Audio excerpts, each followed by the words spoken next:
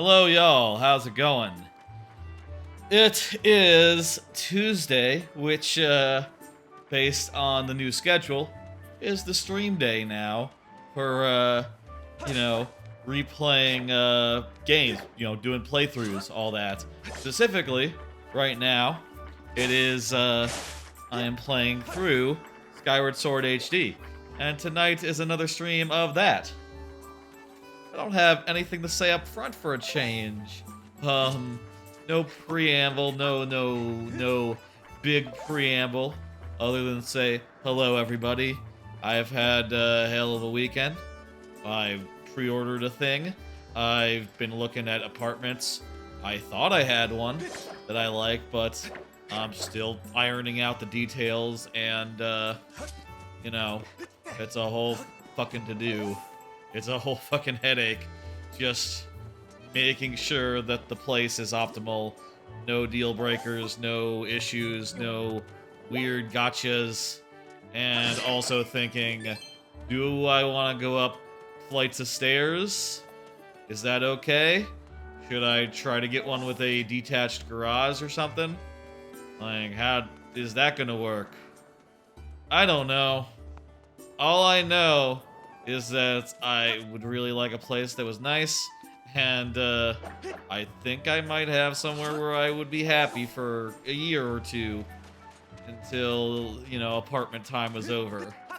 For me. You know what I mean. Busy weekend. The week has good and well started by now.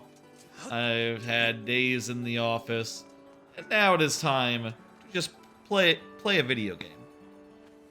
No further ado, let's go ahead and start. So, where we left off last week, we just finished the 3rd dungeon, and then we went and fought a big fella, and then we talked to a person, and we talked to Guypora, I don't know how you say that. And he gave us a weird hint about this building. And, I think it's like a windmill. Is it not a windmill? Isn't there like a windmill on the side or something?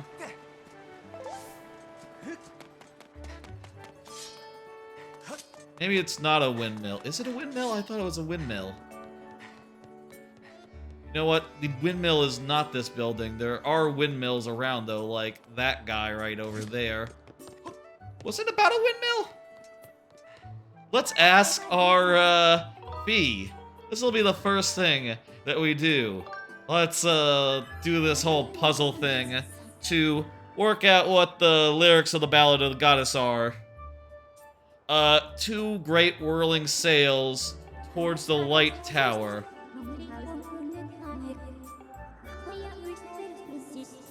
And we've been playing the game for around 10 and a half hours. Keep in mind that does include, some stream setup type things. Oh, this is the windmill. Okay, so I forgot what building the windmill was, but close enough. By the way, hello, Fartin' Pig. I know I said that in chat, but, I do appreciate people who are here. I can still fall, even though I'm a knight with a bird now. I'm a knight with a bird, my man. I'm good. I think we're just gonna head over to, there, and do the second one. Meanwhile, why don't I pull a card and talk about what's on it, as I'm want to do. Specifically, I want to talk about how I pre-ordered the Zenbook Duo 2024. Those went up for pre-order on Monday. I was watching the store pages and ASUS's social media and refreshing over and over again until they yeah, where's the thing? Oops. Flew off ages ago. It's below the clouds.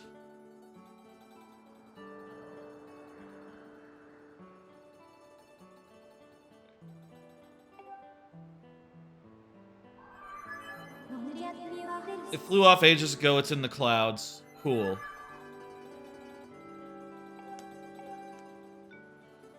Okay, we're gonna have to douse for it.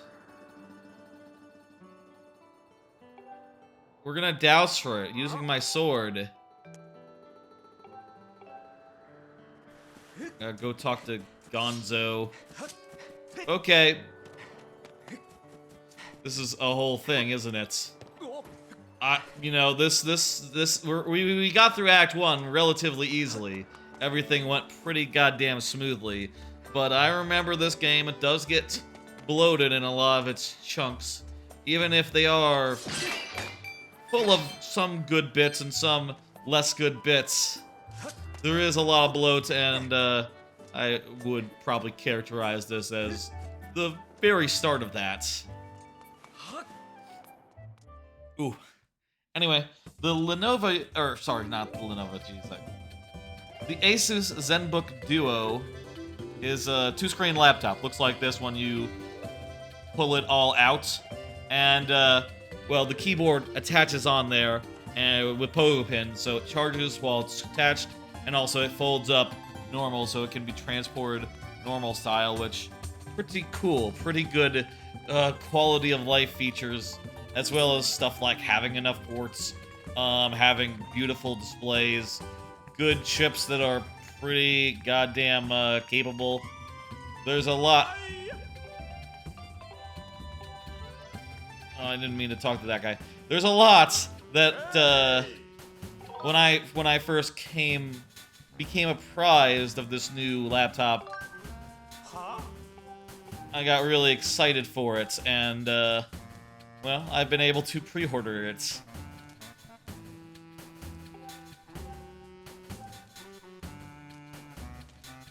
Yeah.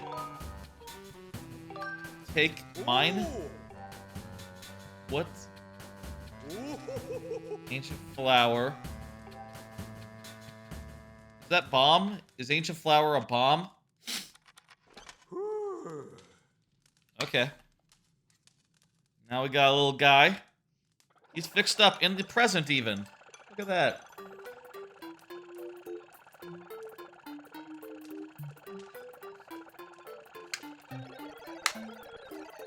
Really should take these guy down to like the ruins where all the dozens of other decayed and weary like robot dudes are. The other LD scrapper whatevers. Yep, I believed it. I've seen him before.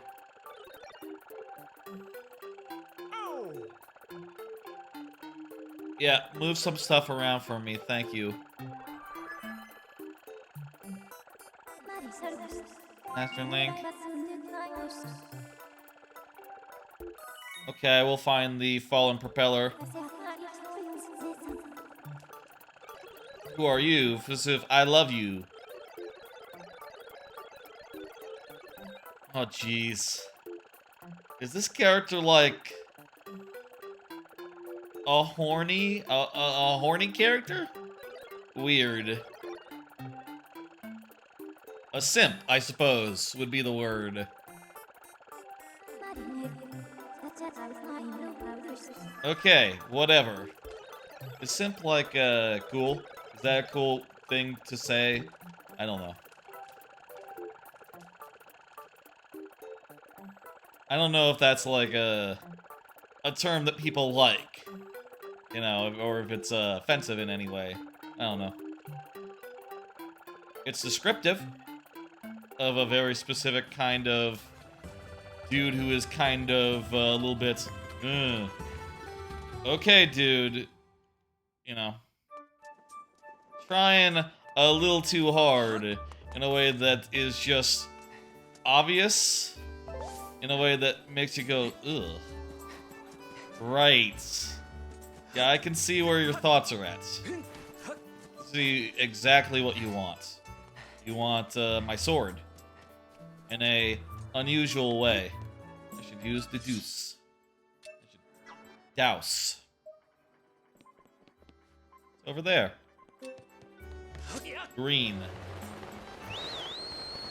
So, I was able to secure one. I've got it ordered from Amazon now, and I'm really excited to get it. Since I will be using this machine, a lot of it will be for work. So I am going to bring it into the office every day. I'm going to enjoy having a portable 2-screen setup that I can bring into, you know, quiet places if I want to do. I could go find a nice place and log in and do work in the office while not being in the main bullpen type area, which sounds lovely for an occasional change of pace.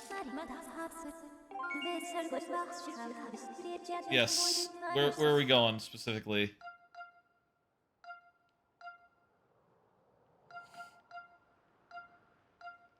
How do we know where to go?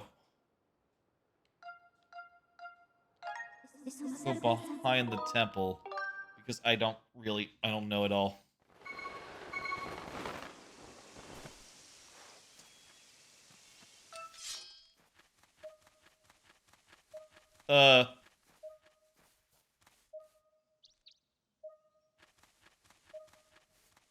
My sword is limp. It's not, I got I got nothing. I guess that means it's not in this area. Must be in the forest at large.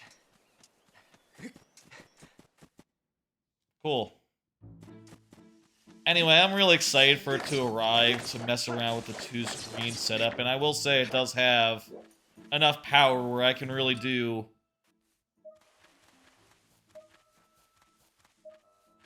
anything I want on it. Was it not in this area?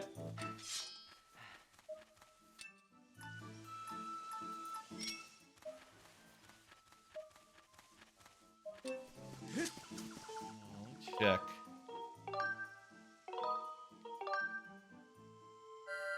It'll have enough power where I can really do anything I want on it. I went with the upgrade version, so the basic version turns out to have been for 1500. Turns out to have been an i7, or not i7. They don't call it i anymore. It's a Ultra 7 chipset. Hello, GGs. Hello. Can I douse from here? I need to land and then douse again because I need to figure out where am I supposed to go.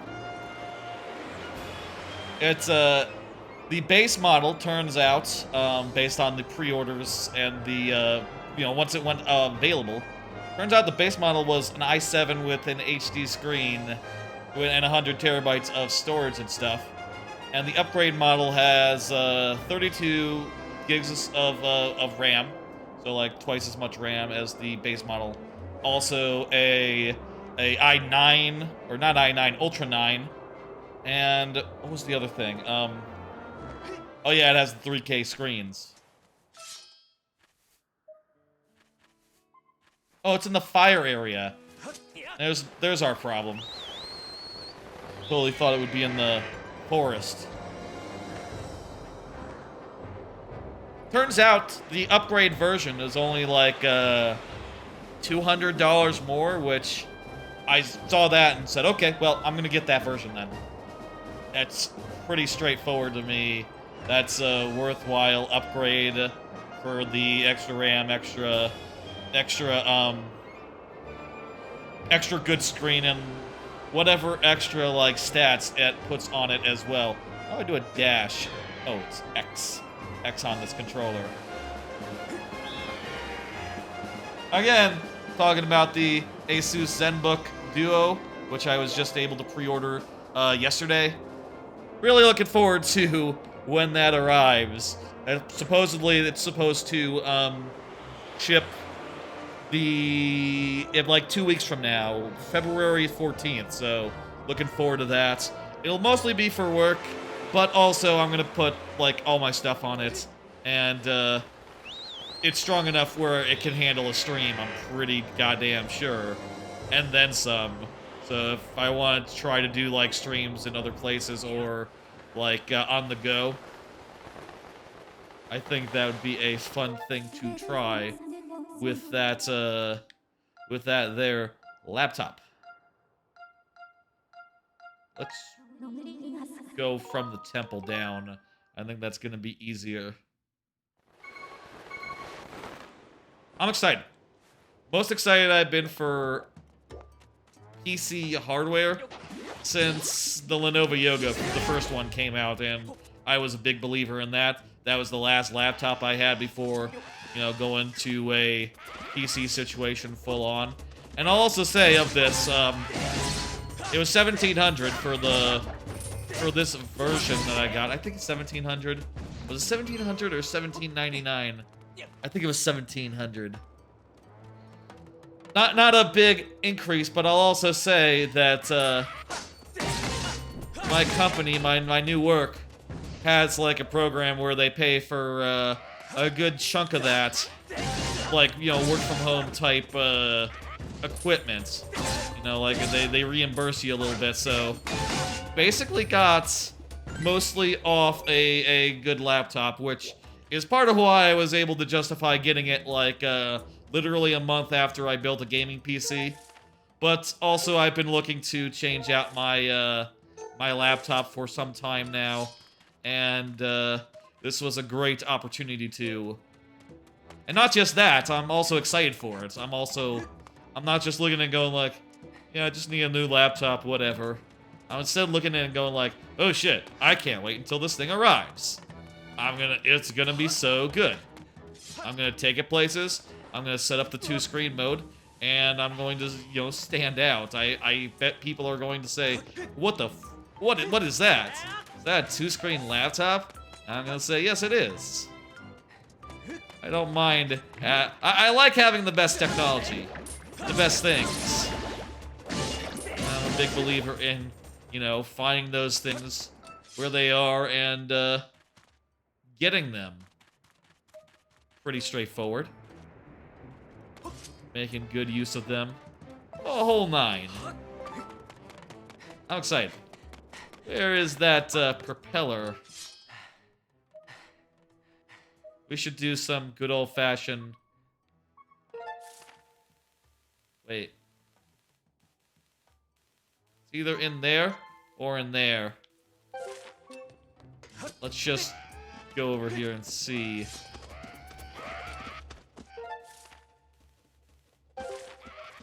Well, probably too close to tell. Anyway, big stuff. I say big stuff. I'm really excited. I'm sure that I'll show off that laptop once it arrives.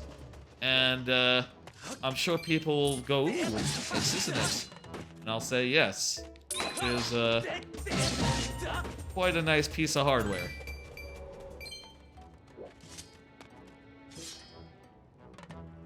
Let's blow this up.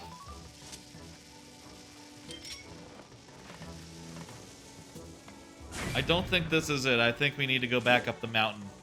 But might as well just make extra sure that it's not in here.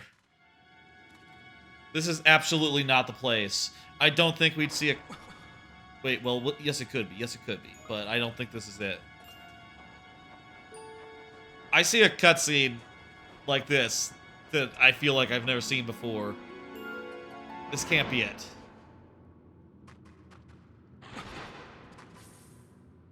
I've seen this guy before.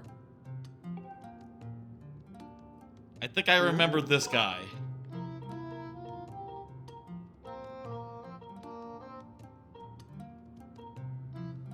Dig up some rubies before you hit a bomb. No thanks. Not in the mood for a minigame right now. Thank you, though. I'll take a rupee for my trouble, though. Why not? Let's go back up the mountain. I feel like we made a horrible wrong turn, starting to go down the mountain. Turns out it was at the top of the mountain. I really thought it wouldn't be just at the foot of that little hill. But it was the whole time. Just so close to where we started. Whatever. Here's another card. Apartment search may be over. Question mark. I found a place that I like. has a really ridiculous floor plan that is really to my specifications. I'll say the bedroom is a little narrower than I would like, and the closet is nice, but not the biggest. But it does have one thing in abundance, which is that the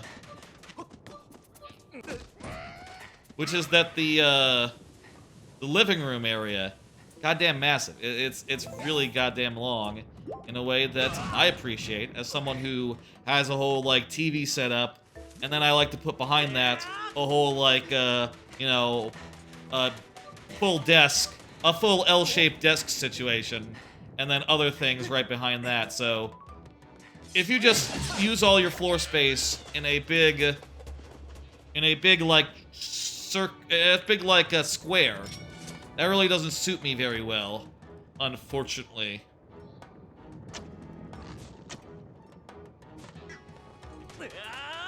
But this, on the other hand, with its long,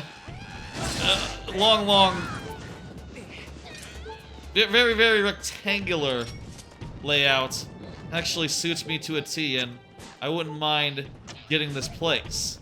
That said, I'm a little unsure about the situation. It's kind of in a place where the parking is all outdoors, and I say that, maybe that sounds a little weird, because parking outdoors in an apartment, not that uncommon, but I've had either detached garages or parking garages for most of my apartment life, and I'd like an apartment with a thing, if possible. There's also the unit and design that I'm looking at is only found, I think, in like the main office, and apparently some of the units are on the 3rd floor, which I don't know. That might be a bit much to take every day. No elevator, so want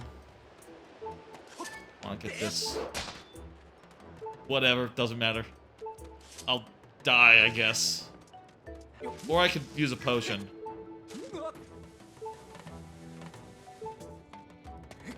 Oh, here it is.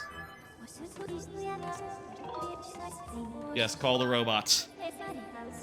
So there are things that I am concerned about, and things that are stopping me from just saying, like, okay, this is the place. I'm gonna go back tomorrow. I'm gonna have a big long look around. I'm gonna measure, like, the things that aren't specified in the floor plans, like, how far in is the door? You know, where is the door to the bedroom? Where is the door to a balcony, if there's a balcony? And you don't get a balcony on the 3rd floor, which is fine by me, because it means more of that space is usable. But it is something I need to know, and something I need to figure out, and something I can't like lay out my plans for without. That said, there's so much space. I'd be able to do anything with that space, with that setup. And I'm thinking I would like to set it up in such a way where I can get a green screen going, which means you'll no longer see background behind me. That would be lovely. I even looked at some green screen type stuff. Turns out there's like expandable, collapsible green screens that are looking pretty goddamn good to me, looking at them. I know I could also just like hang stuff on a wall, but the thing is, I like to be able to see the TV from the kitchen. From the kitchen, from my desk, from multiple places, and if it's like, if the couch is going up to a wall, and the TV is lined up with the couch, that means I can't just look over the couch at the TV. It'd be at an angle, looking at it from another side, so that'd be weird. I think it's better to have it still facing the kitchen, but with a collapsible green screen that I can put down between streams and still be able to see the TV just fine from there.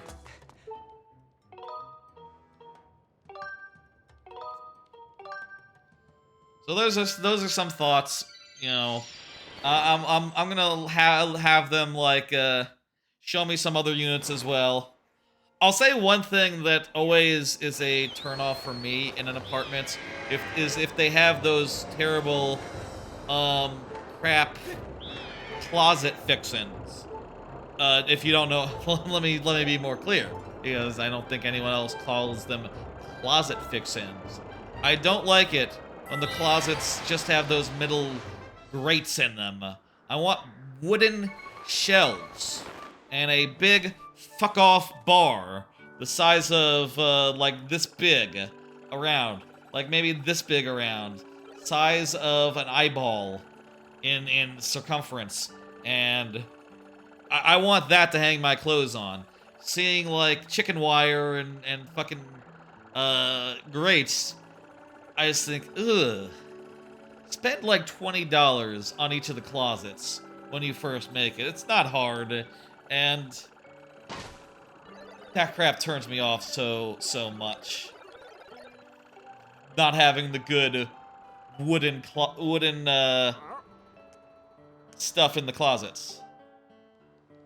Some of the units have that apparently, but the one that I'm looking at has nice wooden closet stuff, which I'm into.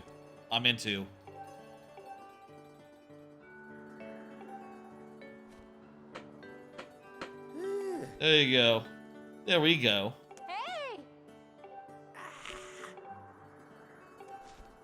Yeah, we're not gonna find your daughter ever, I don't think. Time to blow on this fan and do the thing.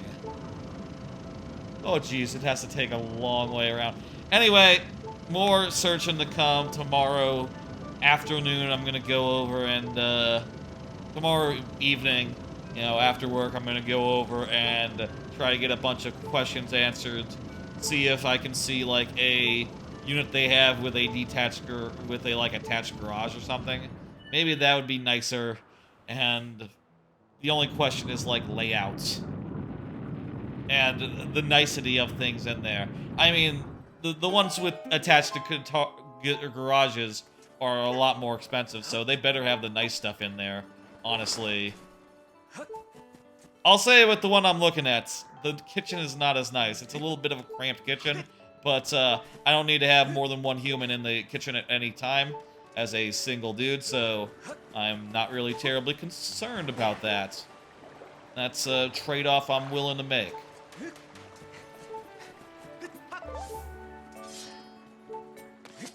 The only question is, like, how does parking work?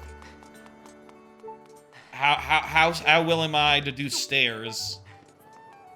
Part of me wouldn't mind being on the top floor for once, and never having to deal with people above for any reason. But then again, if I would have to walk all the way up there, ugh. Yes, I know, I'm lacking in life. How do I do the thing?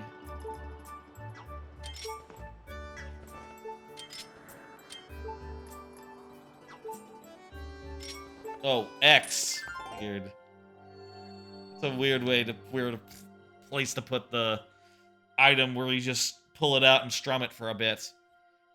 I mean, I guess this is a Wii game, so the controls are awkwardly mapped to a regular controller.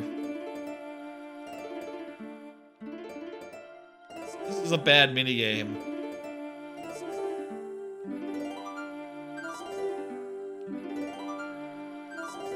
Anyway, that's coming along. You gotta go, you'll be back in 10 minutes. No problem. Everyone feel free to take as many breaks as you need. It's cool. I appreciate you being here. A lot going on right now for me. You know, it's been a busy month, and I'm happy to hang out and say things, you know. Here's another card. I finished Last Man on Earth. I've been watching with my folks the last few months Last Man on Earth, which is like a Will Forte comedy. Same guy who was in MacGruber. MacGruber. Same guy in MacGruber. And it's very similar humor where the concept is he's the last man on Earth. At least that's what it seems like at the start of the show. There's other characters who get introduced over the course of the show. And there's some ridiculous, dumb bullshit as, you know, you get ridiculous shit in there. Just finished it, so, you know, I'll say it ends on a cliffhanger, which is unfortunate because they did not get renewed for a season 5, so that's just the end of the, just the end. The way that show ends is just with the cliffhanger. That kind of sucks. That said, I found the whole last season to be funny and full of good bits, and I don't think it really jumped the shark at any point, really. I think it continued to be funny just about till the end. Not every episode was great, but there are some really good ones along the way. If I had to pick a favorite bit, I would say Lewis's flight. Lewis's flight, fucking hysterical. Oh, I love that bit. I liked when Mike, the scene where Mike intercourse. I'll just leave it at that. That scene is really fucking funny. Absurdly fucking funny. Jesus Christ. And if I had to pick like one classic scene, I would go like that like stands up in my mind as like the quintessential last man on Earth scene. There's a scene where the main character where Jesus, I forget his real name. He's called Tandy for a good chunk of the show, and that's Phil Miller. Well, Phil is trying to convince his new wife to let him have sex with the other woman that existed at that point in time. And he says, do you want our kids... He says to her, he says, I don't want our kids to have sex with each other. So... and she says, wait, are you trying to convince me... to let you have sex with Melissa? And he says, ew, no! I just don't want our kids to have sex with each other. Really, fucking funny show. It's ridiculous. It's absurd. And they do a lot of great stuff with the premise of, yeah, basically everyone but maybe a couple dozen people across the whole entire world are dead. And at certain points, it seems like, well, maybe you can find like 2 or 3 or 4. The show has a lot of characters by the end of it who have come and gone or guested for a scene or 2 or you name it. But, yeah.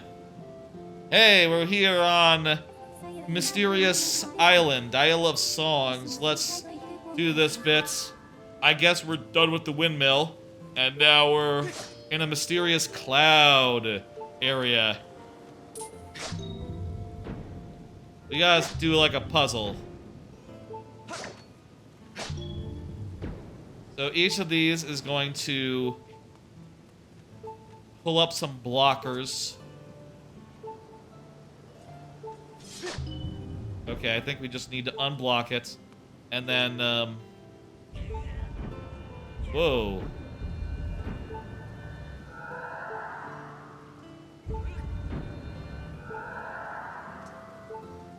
I see, so these are platforms. Okay, these platforms... Those platforms sync up with these, so we just have to get them lined up. And we can do this like, do that like such.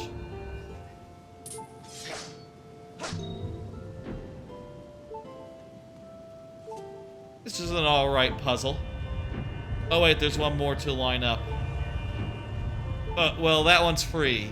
This one's free, look at this. Easy.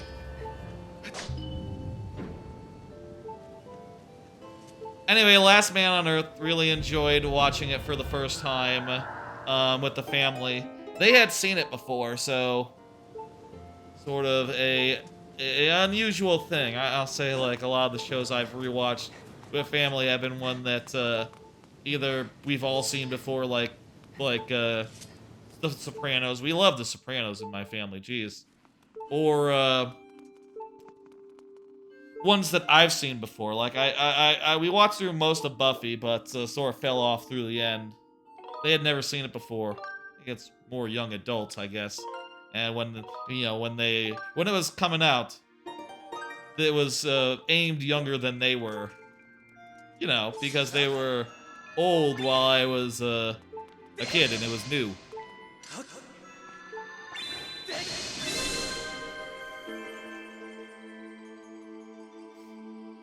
Usually like to have something that I'm watching with the folks, you know, make progress on each week as I like go over for a dinner. Go over for dinner fairly often. Like growing up, always went to dinner at as a kid, right? Always went to dinner at my grandma's house on Sundays. We do Saturdays nowadays, at least me and my folks. My sister doesn't usually show up though. It's not like a formal thing. It's just, I go over and we watch a TV show and have some delicious food. When you strike the crest, a message from the goddess awakened. It's gonna be a song like, you should do a thing. Jazz hands.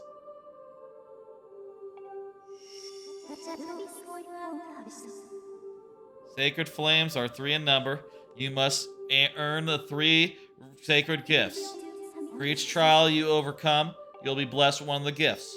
Let me guess, each of them are in a dungeon. Are they in the dungeon? There's like a stealth minigames. There's like a stealth trial thing, which is... Wait, what? A melody? All I can do is go bloop, bloop, bloop, bloop.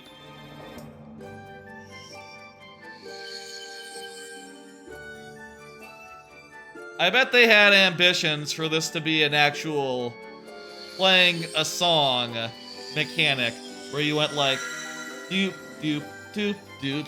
But then they realized like, oh, none of our testers are getting the motions. Just do like this, just do like this. No, it's not working. Crap. I guess this is, at least in the original, I'll say. Probably it would work fine here on a Switch. Even with the Joy-Cons, I bet it would work perfectly good.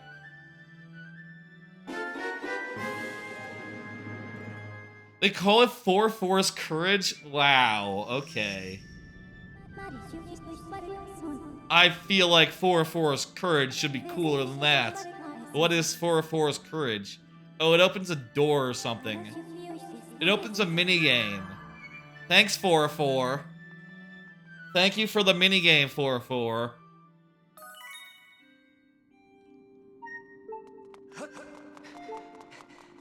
I just don't think that's a very godly thing to do. Wait, should I say it before I come out of here? It's fine. Even if there's like a big boss thing. I remember there's a big whale. I don't think we're fighting that now, though. On the topic of family stuff. Family television media stuff. Started rewatching Breaking Bad with the family. Honestly, that was one of the first things we rewatched. Like, you know, doing like a few episodes every week over the course of like a year or so. We rewatched all of that and had a good time. Back like maybe 5-6 years ago. Jeez. And now we just figured like, yeah, kind of in the mood for another rewatch of Breaking Bad. And just went ahead and started it. We watched the first episode after finishing off Last Man on Earth. And yeah, it's fucking good. It fucking moves. That first episode is exciting. That first episode like gets things moving, introduces the main characters, gets the meth stuff in play. I almost think it's I almost think it's too fast, where, looking back, I feel like they had to slow it down from there, because this isn't Breaking Bad is not a sprint, it's a marathon. Slowly and surely getting Mr. White to Heisenberg. And in that first episode, he does stuff that you probably would be surprised by looking back. Like, oh yeah, you know, Walter does do random violence against an asshole in the first episode. That seems a really big step to make.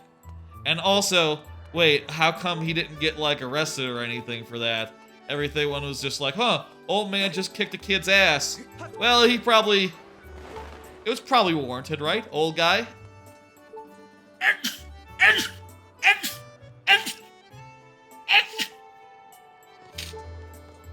Given how that show is, other than that, pretty slow and, you know, sort of takes every step along Walter's path, like, very deliberately. Where are we going, anyway?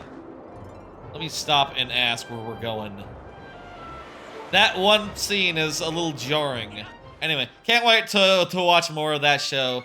It is one of my favorites, and after I would love to watch all of Better Call Saul, which I'll say I actually never finished because I was sort of, for a while, I was waiting on a season to come onto Netflix, and then when it did come, I just was not in the mood to watch a whole season of that, so ended up never catching up, which is probably a shame. People say great things about that sequel show.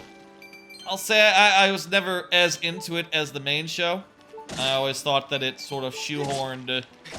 I think it's weird that you got the Mike stuff and the Saul stuff, and they're like barely connected. It's like, oh, this show is about these two characters because they're the two characters that we know from the other show. Like, you would never make a show that was not a spin-off like this, where you had two main characters and they have fuck all to do with each other, other than like 2 or 3 times where they cross paths, right? You'd watch that show, it'd be maddening to watch that show without the context of, this is a spin-off. This is a spin-off. Okay, yeah, we're going to grass. We're going after the trials, cool. It would be maddening to watch that show without the context of it's a spin-off, and I was kind of maddened watching it, going like, get to the point already. Get to the thing I want to hear him say. I want to hear him call himself Saul. It's in the goddamn name of the show. Maybe that's silly. Maybe now that it's all done, I can just watch the whole thing and enjoy it. Maybe I won't mind it when it brings back characters that you know and go like, oh yeah, hey, there's Gus. Oh, I like Gus. He's doing Gus stuff. Oh, cool. Well, what's gonna happen? Well, he's going to do exactly all the setup that you would expect based on your prior experience with the first season of the show. It's around the viewing platform. Whatever.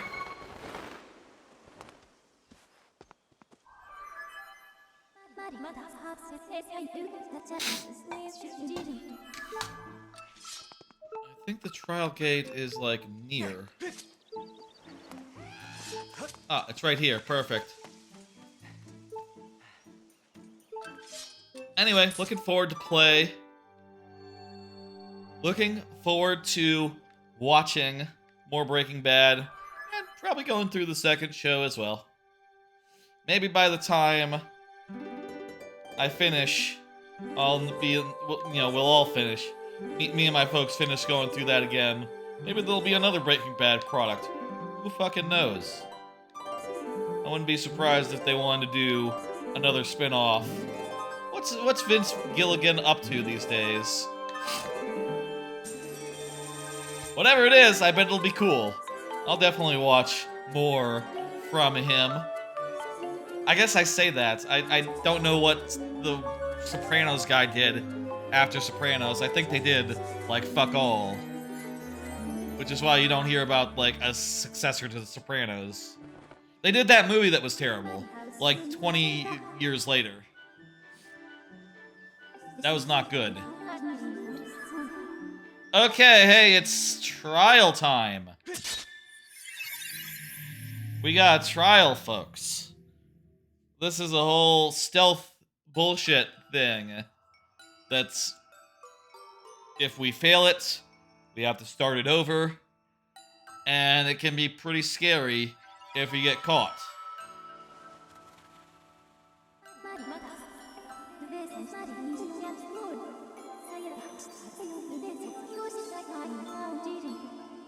Farore's Silent Realm.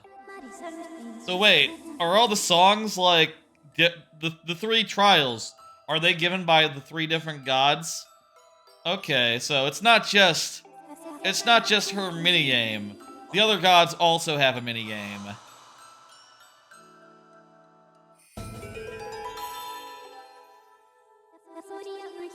I'll say this stealth minigame is weird insofar as is particular insofar as there's like a stealth gauge that there's like a timer as we're going through things. I guess we can just listen to her explain it. We're going to be pursued by guys if we step out of safety. But when we collect a tier, they all get put to sleep for like a time. So we're gonna see it. You're gonna go, oh, oh!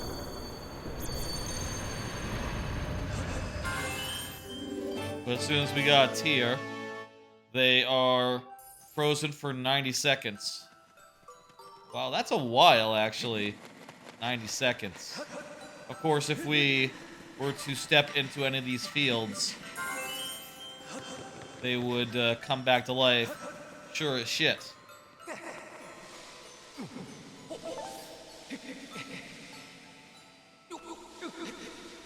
I remember these being frustrating. Let's try to do them in one go. And, well, I'm not gonna make a plan. I'm just gonna wing it. So, let's see. Water is bad. Water will alert the dudes. It's waking water. It's just water. You don't need to call it something fancy. It's stealth ending water. And this is a dark relic. The thingamajig. We can see at the flower indicates how the timer do. Here's another card. Playing Marvel Stamp. Just got Grandmaster and Beta Ray Bill. Was thinking I wouldn't get Grandmaster, but then I was looking at what Beta Ray Bill might bring to the table, and I thought, oh, you know, it'd be fun if I got Grandmaster and Beta Ray Bill, and then I used them together in a deck to do some ridiculous, absurd stuff. Basically, yeah, that's I got Beta Ray Bill just before the stream, put together a goofy, greedy deck based around just trying to cheat, trying to play Thor, Beta Ray Bill, and then get them into the hand somehow by drawing them, or with Mighty Thor, Jane Foster.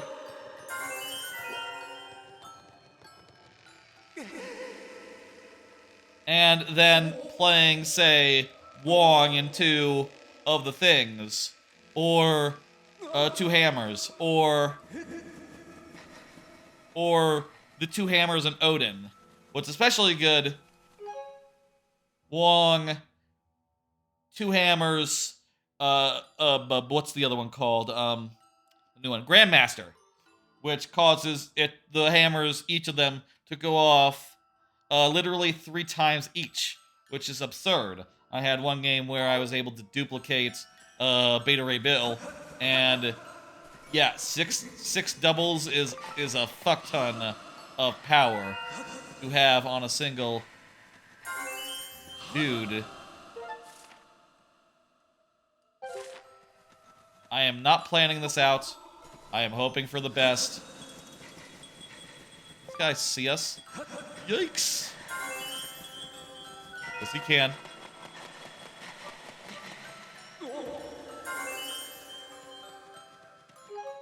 So that's fun. Here's what that deck looks like. It's a very greedy deck. I'm, trying to play Wong. I'm trying to play Beta Ray Bill. I might do some sort of Arnim Zola on the Beta Ray Bill to try to duplicate it to multiple lanes. It's a bunch of bullshit that I want to try, and I think it'd be fun to win with it because the numbers are going to be big. I also reckon it's not like the best deck in the world, so I don't expect to be very consistent. But when it do go off, I'm gonna look at those numbers and go, hell yeah, numbers big. I love it when the numbers are big. Some way over here.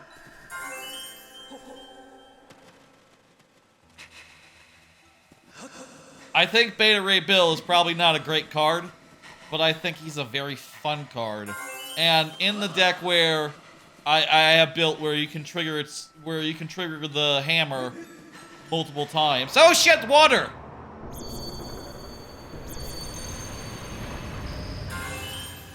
Oh. Yeah, I'll wait until the waking water recedes. In the deck that I built where you can trigger the effect multiple times through the use of... Wait a minute, are you serious? They don't get removed from the map?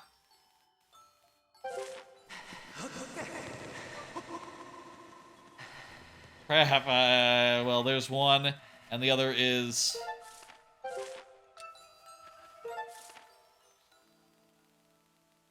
Oh, they're not labeled until you find them. Okay. That be one? Yeah, that'd be one. Guess. Right around there. I don't like this at all. I don't like what I'm looking at here. This looks like hell. I think I want to go around the other way. I think in a deck where you can trigger his hammer multiple times, he's a really good card. I think the question is, what else goes in that deck? Are there other on reveals that you want to double up on? Like, does this go in a deck with, say... Does this go in a deck with, I don't know, Black Panther? Does this go in a deck with...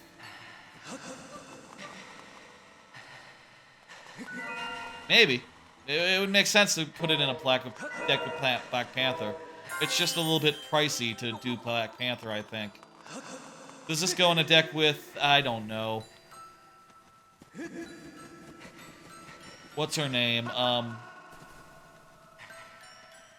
I think this format could be very good. Wait.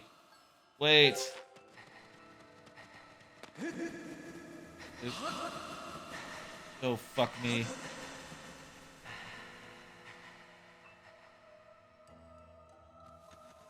Who fenced off this area? The hell? Oh, Lord.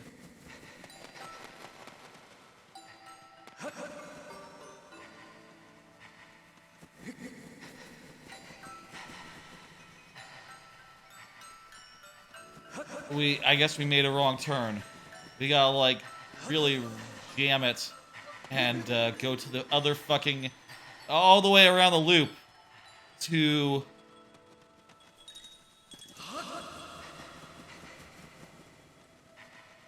And we have to go through this fucking area. Holy shit. Okay, so trying to avoid this area was folly. Oh, you can't move the camera while you're running. That's unusual. Jesus Christ, the thing almost went off. Can I push a log while I'm in the spirit world? Yes. Yes, I can.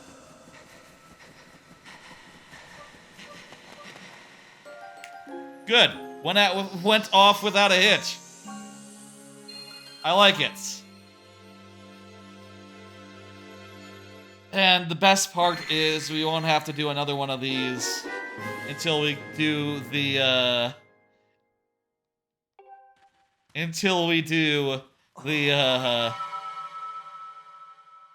next area. The next area with the next dungeon in it. Which wouldn't be this week, most likely. Most definitely. Most probably. That said, things are going quite smoothly. I think we'll be going to the next temple now? Pretty much. This guy's here to tell us where we need to go. Things are going pretty smoothly. I going into this episode, I was a little nervous because I was totally thinking, like, wait, is this where the forest gets flooded? I think that's during the third lap around the 3 areas. I think that's during the third lap.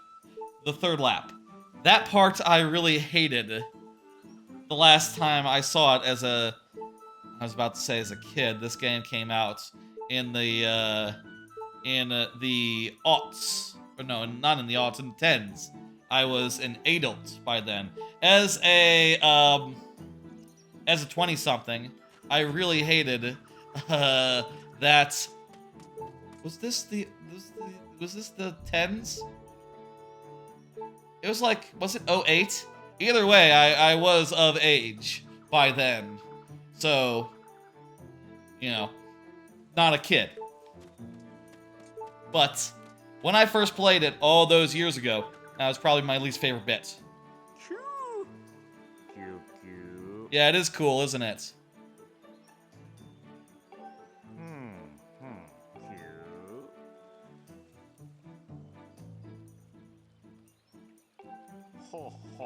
Okay, we'll explore some areas that we haven't seen yet. That's the next thing on our list of things to do.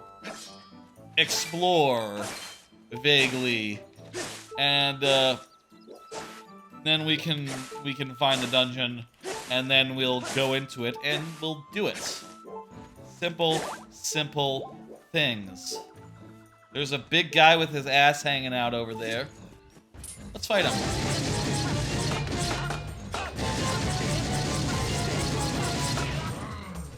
I'm just literally... That was okay. Man, that would be really hard if I had to, like, do this for every attack, but I just had to swing the thing. I will say, on the Twitch side, there is a channel point incentive. If you want to make me use the motion controls in this here video game, you can do it if you have enough channel points over on the Twitch. I have priced it as a relatively premium thing. It'll cost 1,600 channel points, which people earn by watching the channel and maybe doing other such things. There's they accumulate. Watching the channel, you can hit a little thing that shows that you're paying attention, I suppose, to get like 40 of them every now and again. I think when you raid, you get some channel points. Or when you go on a raid. I forget all the ways in which you can get channel points. Point is, there's an incentive for today. And for these streams right here. And we'll see if anyone wants to make me use the motion controls. So, let's explore. I also got cards. I feel like I should be reeling back on the amount of cards I'm bringing to every stream. I feel like streams have gone a bit long of late. The Mario Maker ones in particular. Gone a bit long just because I brought so many dang cards. Or I could probably stand to bring like something like 10 in the future. Tonight I have 15, but they're like a good 15. They're like a good 15, so let me do another one. Did you see Universal Orlando Epic Universe News Dump? Finally, they are saying things about their How do you spin? Oh, you click in the stick. I remember this being something obnoxious with the motion controls. I bet, you know, if you want to really make me suffer, that'd be a great time to make me use them. I remember the swimming controls being god-awful. Fortunately, they're just okay here on the Switch version. They're tolerable with a stick.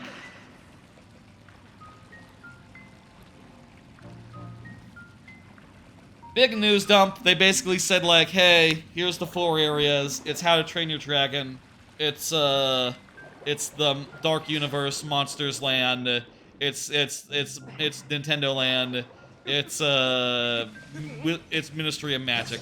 Those are the 4 worlds. You know, they went at length. They went into detail about various attractions and hotels and stuff, and even released like a simulation of what it'll look like when it's all done, which is all pretty cool. You know, I'll say as someone who's been paying attention to Epic Universe pretty closely, all this shit's been rumored for months and months and months and years. You know, we have known for a long time every attraction that's going to be at the park. People have taken photos and videos every step of the way, every step of construction. If you want it, you can find out, like, hey, you know, what's up with the portal that they're putting at Epic Universe? Oh yeah, they're starting to build the portal. They're starting to build, like, this animatronic dragon. They put the head in. Stuff like that has been all over, I say all over fan channels for some time now, so hearing them say, like, yeah, it's the Ministry of Magic, is like, we know. We saw the old concept art that was released 2 years ago and worked it out. It did look like Wizarding Paris. Also, people have been talking about what the Ministry of Magic ride will be like for ages. Kind of sounds like... It kind of sounds comparable to the Rise of the Resistance ride at, like somewhere between Rise of the Resistance and Tower of Terror, in that I believe the conceit will be that it's set on an elevator, like one of their magic elevators, but also it'll get out of the elevator shaft and like run around, you know, in a magical manner, and in the style of a trackless ride, I believe. I don't know for sure if it's a trackless ride, but that wouldn't surprise me. That'd be... Actually, come to think of it, that's like a... Do you think that Universal would have one by now? Considering that Disney has, like, made a whole thing of doing the trackless attractions, but I guess maybe there's a technology gap or something of the sort. Rise of the Resistance is pretty cool, so I'll say I bet that ride will be cool as well. I'm mostly... the one that I'm looking forward most is the dueling coasters, which, yeah, dueling coasters are cool. That guy just fell off on his own. Dueling coasters are cool. Definitely want to see those dueling coasters return to Universal after all these years since they replaced dueling dragons. I'm a big Universal guy, but I got into it. And I got into, like, going on a regular basis since they removed those rides, so I did not ride those in living memory, though I probably did as like a teenager or something at some point. So I'm just excited to see a dueling ride at the park that I like. There's also the minecart ride, Donkey Kong. That's gonna be the highlight, the star, I think, of the Mario, the Nintendo area. Though I'm very curious what else they add to that and what they give to Zelda eventually for, say, Islands of Adventure. The rumors are very specific and, you know, hint a lot of things that are either things people think make a lot of sense, like, oh, hey, you should really just get rid of Lost Continent, Islands of Adventure, and put in some fantasy series that you have the rights to. Some fantasy series that wouldn't mind, like, some nice naturalistic mountains. You know? Like, oh, just turn part of it into Death Mountain. That's fine. And the rest of it can be, like, the Deku Tree or something. I wonder what areas they go for a Zelda's... They gotta have Hyrule Castle. They gotta have the Deku Tree. And I think they put in Death Mountain, and they have, like, a real mountainous area as well. I think those are the 3 zones that you try to hit with a Zelda theme park. Well, if we're talking 3, this game has 3. It has Woods, Deku Tree. It has Volcano, Mount Doom. Mount Doom, that's not what it's called. Death Mountain. That's Lord of the Rings. Different franchise that could be at Epic Universe one day. And Lanayru Desert. I think deserts isn't high on my list of environments that have to be in a Zelda world for it to be like a Zelda world, but I would bet Deku Woods, Mount Death, and somewhat of a castle, of a Hyrule Castle area. And also they should do a thing where it's sort of a where there's some like floating sky like Zonai type buildings in the sky. Just do like they did at Animal Kingdom with Avatar, and I think that'd be cool to look at. Some Zonai stuff in the sky at Island and Adventure. How come leap? Okay, there we go. Anyway, time for Epic Universe to come together. It's nice to see them publicly discuss things that people have been talking about on the internet for, a while now.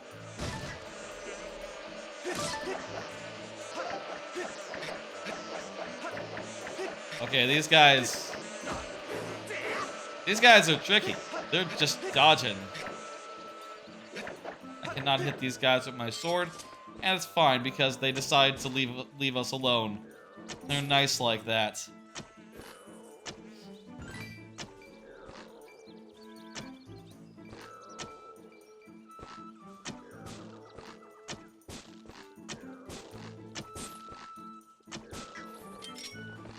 One more, there we go.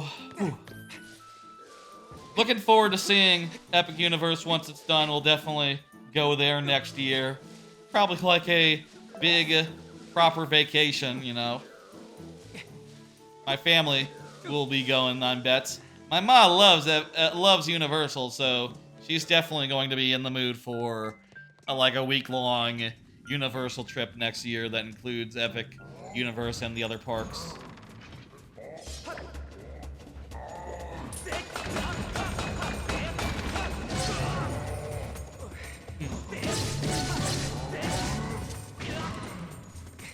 Thinking about, though, I wonder if my sister will go to, she's, yeah, you know, family and stuff. She'll have, like, her son will have been, like, will be, she, you know, I've mentioned before that she was pregnant. But by then, the kid will be like of an age where he might enjoy a theme park. I don't know. That'd be weird. I'm gonna be focused on roller coasters and thrill stuff. And that'll be my focus, no matter what, but I guess there'll also be... Well, it depends if she goes by herself or I go by myself, maybe. I don't know what the details will be going forward. My mom likes to go, but how long will she like to go? My dad went one of these times recently, and he said, like, look, you don't see that many 60-year-old men here.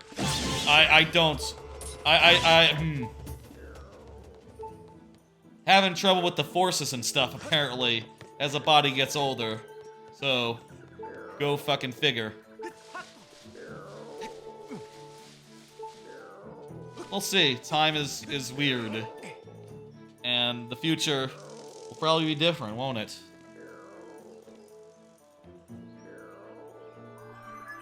We made it to the top. What were you doing? Was that all? No, there's a sleepy guy.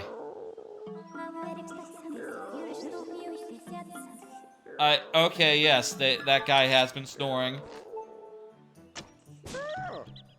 I haven't really been thinking about it. I've been thinking about Epic Universe.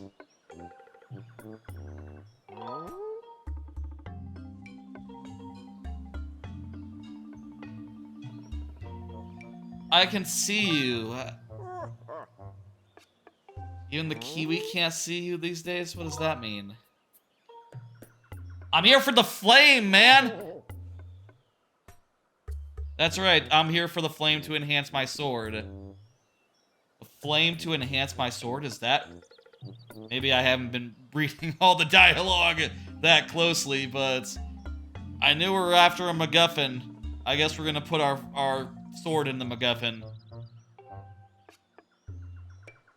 Yes, that's right, I seek a flame. You're gonna tell me to go see the dragon. It's a secret to everybody. That's like a reference, right? Yeah, that's a quote.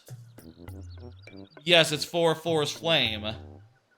I did 4-4's minigame so that I could get 4-4's flame. The water dragon has it. He lives in the Ancient Cistern.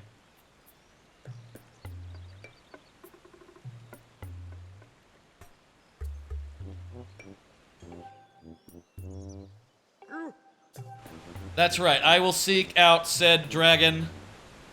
Oh, he lives in the lake.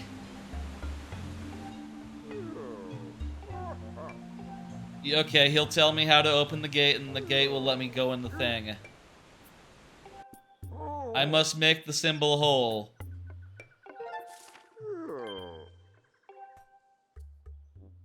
It's gonna be a circle.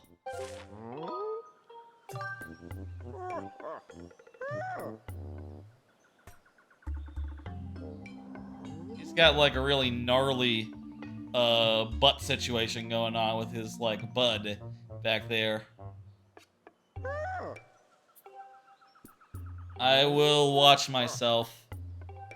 Okay, bye.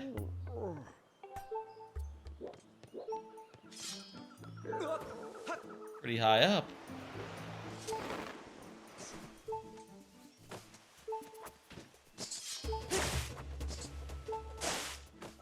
Get parts just by doing grass stuff in this one. Maybe they're rare. Maybe we have to do something else to get our health back. Well, first things first, we gotta go over to that thing, look at a door. I heading the right way? Eh, close enough. Here's another card. Did you see that Celeste 64 came out by surprise? And it was not announced, it was just a surprise anniversary game. It's free on itch.io.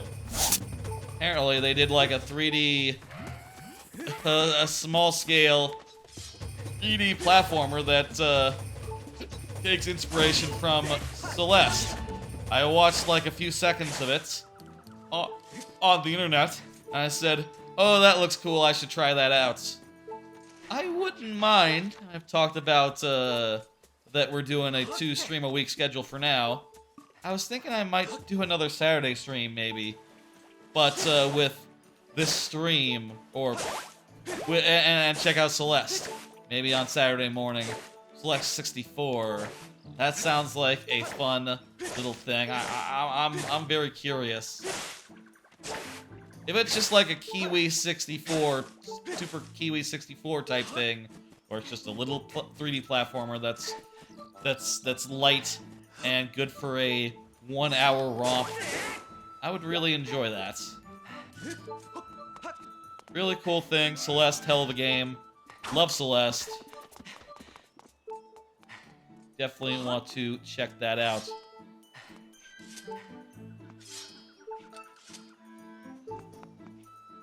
I see, it's a circle.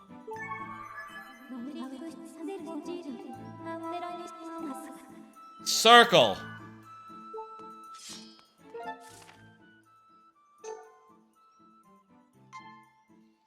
Okay, the other one would be, over there, yeah. Let's get up a save. Have we all memorized the shape? Tell you what, let's be extra safe here.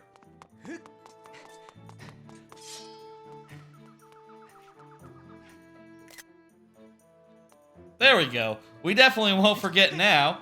Circle. Also, it's just a circle. We'll double check to make sure we got it right. But I think this will be pretty straightforward. Here's another card. Future stream ideas. Like I've said recently, I want to do like my plan is to do around the time that I'm doing, around the time that I would be doing a Twitch affiliate anniversary stream.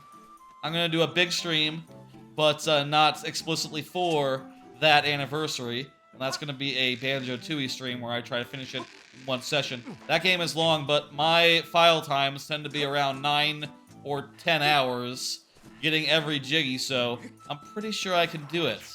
The only one that's is gonna be a challenge is, or like an unknown, is Canary Mary. Because fuck Canary Mary. So I'm thinking it'll be like any percent kinda, but if I can get every jiggy, I will. And I will try for some time on Canary Mary, but not so much that we go over 12 hours. Will be my commitment here today. I also want to do a Stardew collaboration. I've been talking to a streamer that I'm fond of and I have had on the channel before. I guess I could say, but I won't. You know, I haven't heard any such thing, but I want to do like a Stardew Valley stream wherein we play some co-op Stardew Valley. I think we both like Stardew Valley. That's fun, and we'll talk about anime and shit as we go. That sounds fun. Sometimes I hang out on his channel and just talk about like, hey, what's up? He'll let me tell you about the anime that's come out, which is a bit of fun. I can't have that relationship with y'all. I know too much about anime. I gotta be the one telling you about anime, but you know, he doesn't necessarily like follow the simulcast season as closely, so it's fun to occasionally say like, hey, look, this one, you gotta watch Free Ren, you gotta watch On Your Girlfriend, stuff like that. Zom 100, gotta watch that. Recommendations and stuff. I also have talked about how I ordered a laptop, and I went for a walk the other day. Big, nice, long walk.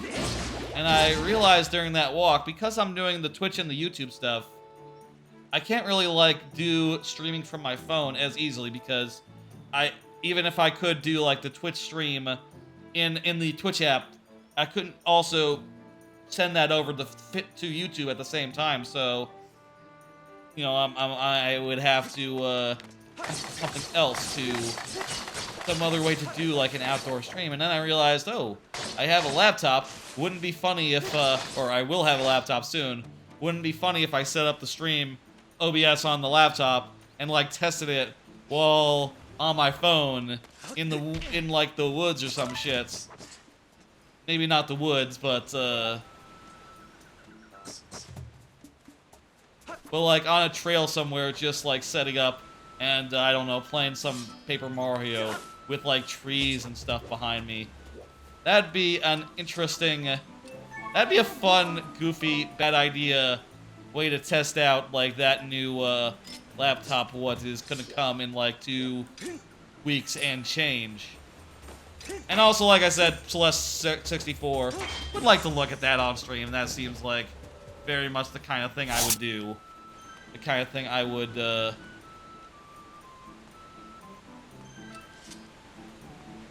Circle. Okay, how do I...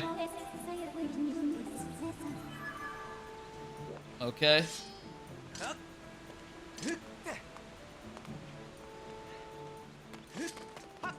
Do I stand over here? Draw your sword?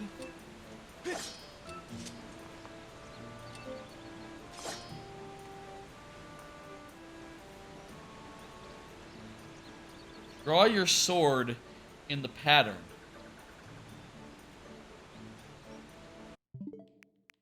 Let me confirm. That was a circle, yes? Yes, a circle. Ooh, that's backwards.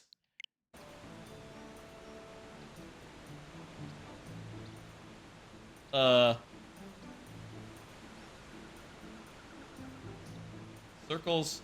Come on! Open, goddammit! Is this not a circle? Is this not a circle?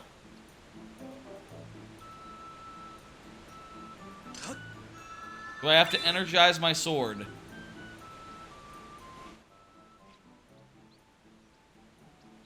Okay. Oh, this is... Okay.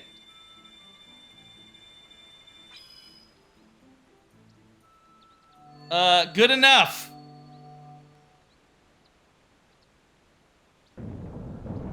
Okay, time to meet a dragon. Then we're going to go inside Dragon's Temple. Whatever, it's dragon time. I'm not sure if this is just gonna be like, hey, what's up? Will you go in my temple for me? Or if this is gonna be a whole protracted bit. I mean, we're only an hour and a half into the stream.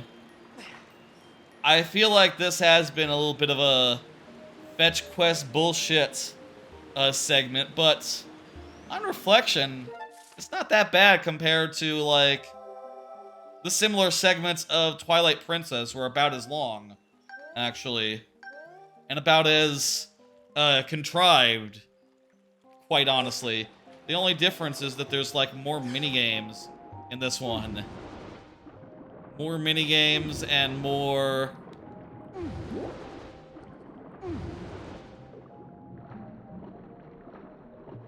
more like bespoke bullshit, rather than... Well, I guess come to think of it, the original minigame was the tiers minigame. Were they tiers? Where you had to collect the Twilight things. In fact, that's very much in the same style as the stealth minigame, except just very slightly different.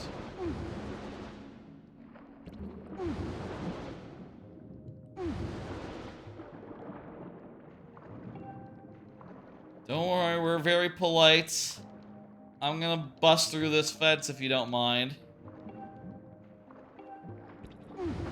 Sorry, I can go through fences. Yes, I am the emissary. What's wrong with the dragon? Happened really recently?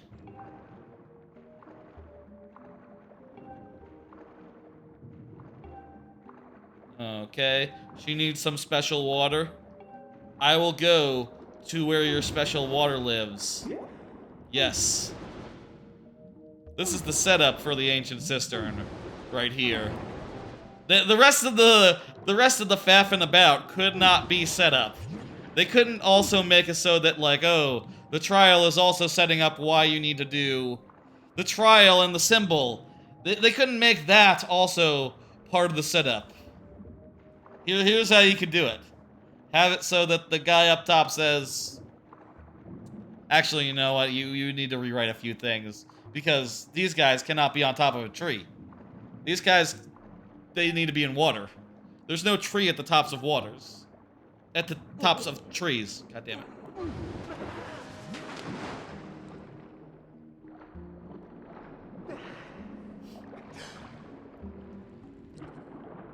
Do a save.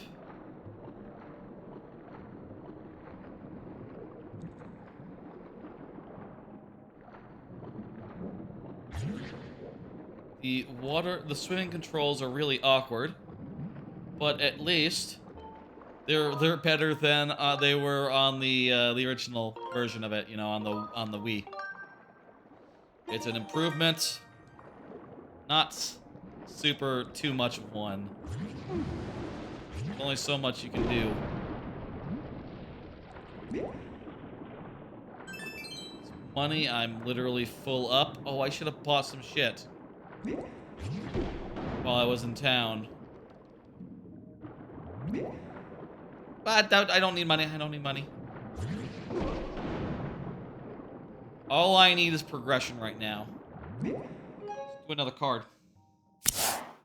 Follow up on Zojirushis and why I like to get new ones. I mentioned that I got a couple new Zojirushis last week, but I don't feel like I explained properly, like, why exactly I would do such a thing. I explained last week that I got, like, oh, I got 2 of them, and then I switched their tops. And I really like them because they keep water cool forever.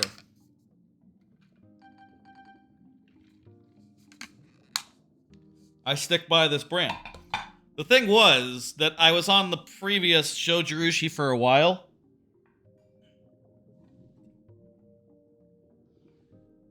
This one here, which is a large one with a very good design, but they stopped offering this one, so when I went to get like a new one, I had to get like a smaller one, and honestly, I just realized, oh, I can't go back to a smaller one of these, and ended up sticking with this one for a while, which I will say, they tend to get a little grody after a few years, so I like to replace them, and that one was more than overdue, which, fortunately, while I was in a shopping mood, I found out, like, oh, they actually do have larger Zojirushis now, and these are these ones. They're large. This is the largest Zojirushi I've ever owned, and I hope that they continue offering this size in this product for years to come. I'll probably continue to go through them, though I don't know, maybe I can just buy new tips. That's what they say. They say, yeah, if it gets a little grody, you know, there's probably some mold or whatever in there. It's impossible to get out. You should just get new tips. And I said, like, okay, new rubber bits. But the problem was they didn't sell rubber bits for the blue one, so I just, you know, I lived with it. Probably not good for health, but whatever. Point is, I'm gonna have not have that problem anymore because I got new ones, and not only that, they're selling the stuff that goes with it. They're still selling it. I think that's the way. Cool. This is a swim, basically. Let's just go up to the top real fast. Anyway, I stand by Zojirushis. I heard a bit about, you know, apparently the hot brand these days is like Stanley's or something. I like Zojirushi. I like the way they keep cool. I literally, with Zojirushis, they're so good. You put in ice one day, you know, they'll still be ice in there 24 hours later. To the point where I at the time when I first started using this brand and swearing by it, I heard that, like, oh yeah, coffee drinkers kind of can't rely on it just cooling down naturally before they take a drink. They have to put it in at the right temperature, or otherwise cool it down. Of course, with ice, you can't really make it any colder than would be unideal. It's as cold as possible is perfect for ice water. I guess so long as it's not, like, totally frozen, a big solid block. That'd be nasty. Anyway, all the water I drink out of this. I don't barely drink out of anything else unless a restaurant brings me like a water. Don't use any other glasses, just use these. I like them. What was that? What was the guy say? Do I do a stunt? Oh, maybe he was like impressed with the me jumping over thing. And he said, and I believe what he's saying is like, oh, you'll impress the dragon doing shit like that. I do mean to impress the dragon. Shout out to Zojirushi. Hell of a good brand. I hear they also make rice cookers. I can't speak to that. I think that's like their main thing. But they also make a hell of a insulated mug. You want to say thermos, but that's a brand, so it doesn't really work as a category descriptor.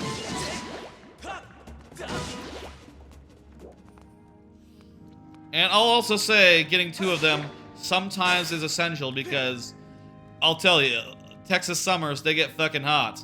And on some walking trails that they have here, there's no like water fountains or anything anywhere on it. So if you want to say drink water during a long walk in 100-degree weather, you have to bring all the water with you. So that's why I think it's good to have multiple waters, multiple things of it, and sometimes bring 2 of them if I'm going on a long walk in 90-degree heat.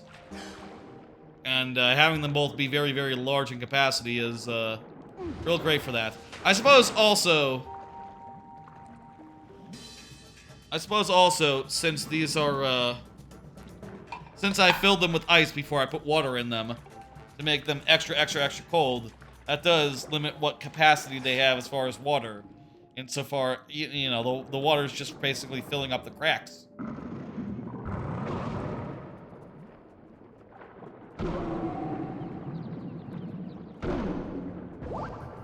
Okay, that was a fight, I guess.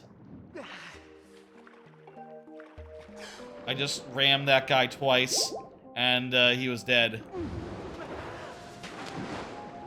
Swimming in this game isn't great.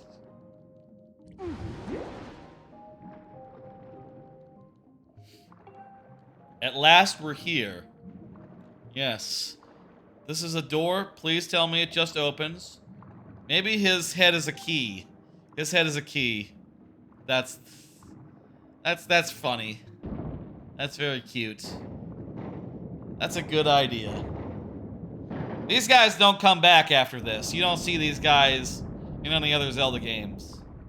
I think all the species in this one were jellyf. Oh, these jellyfs. You never see them again. Here's another card. I got a portable ass cushion.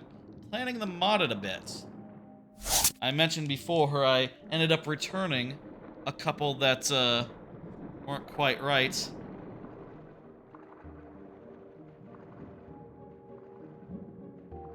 Oh, they're like ballerinas. I ended up getting this one, which again, portable is perhaps putting a little bit too much, giving it too much credit because basically it is a briefcase-sized chunk of foam, but it folds up into a convenient enough shape, and unfolds into basically a regular-sized, normal cushion, and it uses memory foam. So when I first got it, I thought it was a little bit hard, but from what I hear, it's supposed to soften up over time. Now, as far as modding goes, one thing that I've found is that if you do sit on it in some ways, it can sort of, under you, sort of like start to split apart in a weird way, because it is 2 sections. You can see the seam here. It could start to go like, ooh, and start to have a hole in the middle. And what I would like is to sew in some like magnets, some little magnets, so that it'll sort of snap into place when it's out, and it'll sort of hold there very firmly.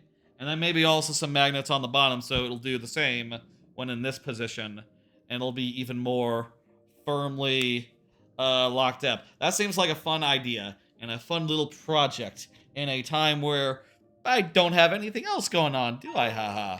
I know, I got a lot going on, and I'm gonna try sewing magnets into an ass cushion. Seems okay so far. I think there are some minor improvements to the product that I would make. But I'm gonna try just like going with it for a bit. I've been bringing it into the office every day. The idea is to have it as like an office cushion, and maybe like bring it back and forth between my car and the office every day. Which, you know, I'm basically like the guy from Kakushigoto carrying his he had a hemorrhoid pillow. This isn't a hemorrhoid pillow, but it is for like the health of my spine. So carrying that back and forth every day. He had it in a briefcase. Like I said, I don't think this would fit in a briefcase, but it is a thing that I am doing, and it'll be cool. Hello, Faron, Warden of this Woods. Wait, she's Faron? Faron is a name? I made a level in Mario Maker called Faron Floodway. I guess it was named after her. I guess I'll say that it was inspired by the fact that this Faron Woods does have floods that flood the whole fucking level. Though I hate that, I did make a whole level based around that idea, and it's one of my best levels, so go figure. The way that my thought process works, I guess it stuck with me. Also, you know, as a hybrid water level in a forest with the Link theme, what else could it be other than Faron Woods? Like, yeah, that's how it works. This is the only time in history that a forest had flooded in a Zelda game. So, matches up. Matches up. She got the symbol on her head. That's right, I got the scale. I am the goddess's chosen hero.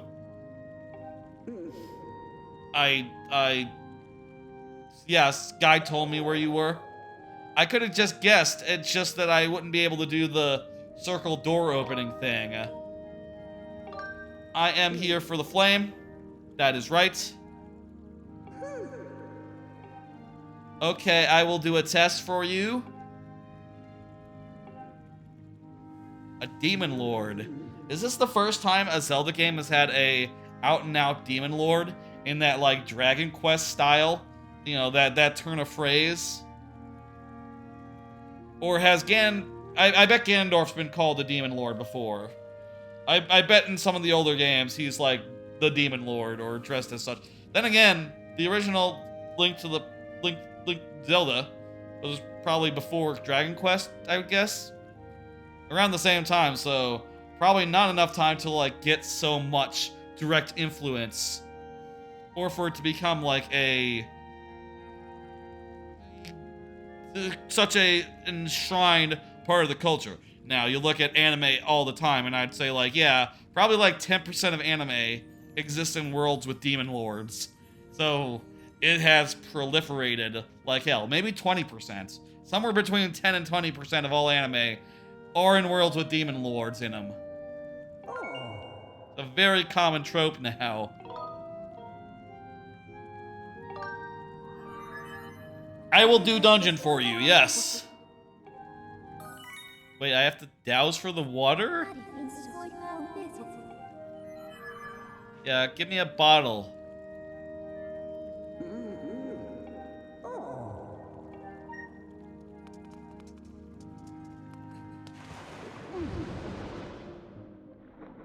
Wait, so you're telling me the entrance to your dungeon isn't like in the back? You're telling me the entrance to your dungeon is fuck knows where? Oh, Jesus. I was totally expecting her to be like, yeah, go to the dungeon, it's in the back. Instead, she tells me, yeah, go find the Oh. I think I found the dungeon. Wait. It's there. Okay, it is in the back. The dungeon is in the back.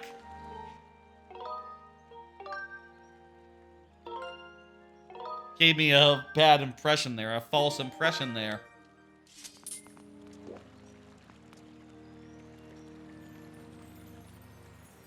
Vishuga probably is how you pronounce that viewer's name all those hours ago. Here's another card. Does Amazon's ease of return make you buy more stuff? I find that. I find that the fact that I can return anything makes me very willing to just go like, yeah, fuck it. I'll buy a fucking ash cushion. If it's not good, I'll return it. No, that's fine. I'll try this weird handheld cooling device. Sure, why not? Turns out it's pretty damn good. I'm really enjoying it, though it could use some design improvements, honestly. Solid 4 out of 5 device. Damn indispensable. Wait, was that not the shrine?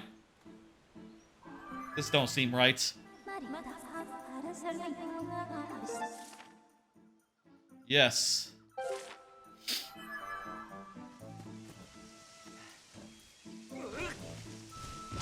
It's very easy to just try things and then return them, which I really enjoy because I like finding the best product for my problems, and just being able to try out a bunch of solutions suits me really damn well.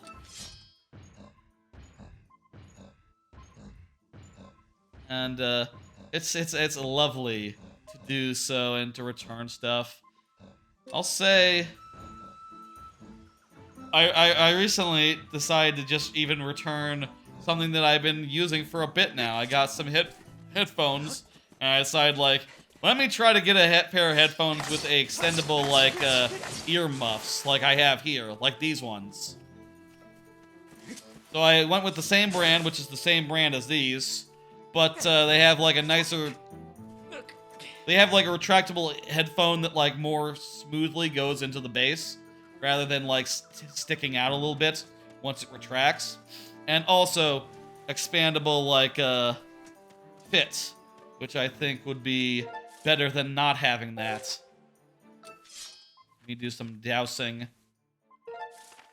Looks like it's in this direction.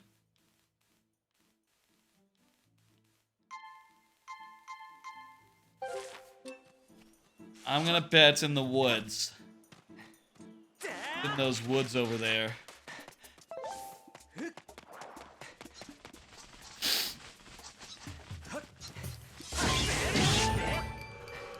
So, even stuff that I've been using for, like, upwards of a week or two, it's very easy to go like, oh, well, I don't know if it's really working out.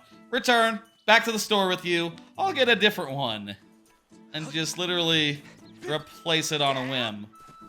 Or like the original cooling little thing I got had a little bit of a rattling issue with it, so I ended up just having them replace it. And the new one has no such problems. It works like a goddamn charm. Wait.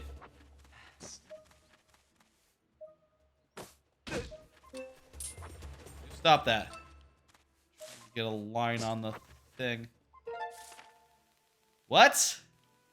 Oh, right, it'd be that. I was confused because I had some old marker. This is the old marker. Got all turned around. Okay. Yeah, it's gotta be in that other area, don't it? This is definitely more bloated than the first visit. I'll say that. There's a lot more steps for like, just getting to the trial is a whole process. Getting to the dragon is a whole process. Getting to the dungeon is a whole process. Everything's a process here. Hell, getting to the guy who will tell you that you can go to the dragon is a process. So many processes.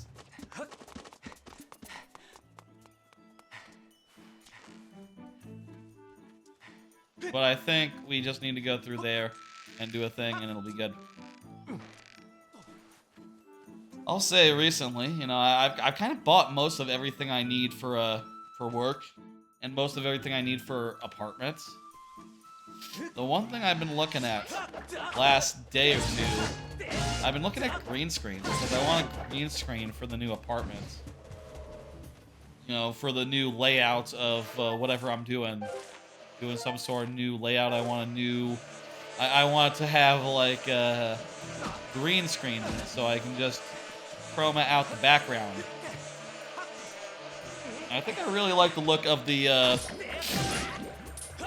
like, a retractable sets from Elgato. And it looks... In the pictures, it doesn't look that wide. So I was looking at the wider one, but then I realized, like, wait, it's not that it's really, it's not that it's narrow, it's just that it's very, very, very tall. That's why it looks really narrow by comparison. It turns out, actually, just the regular one should be enough to make it so that you can't see shit behind me, even with, like, a little bit of zooming out, even. And it should be pretty goddamn generous, too, as far as like, how much wiggle room there is.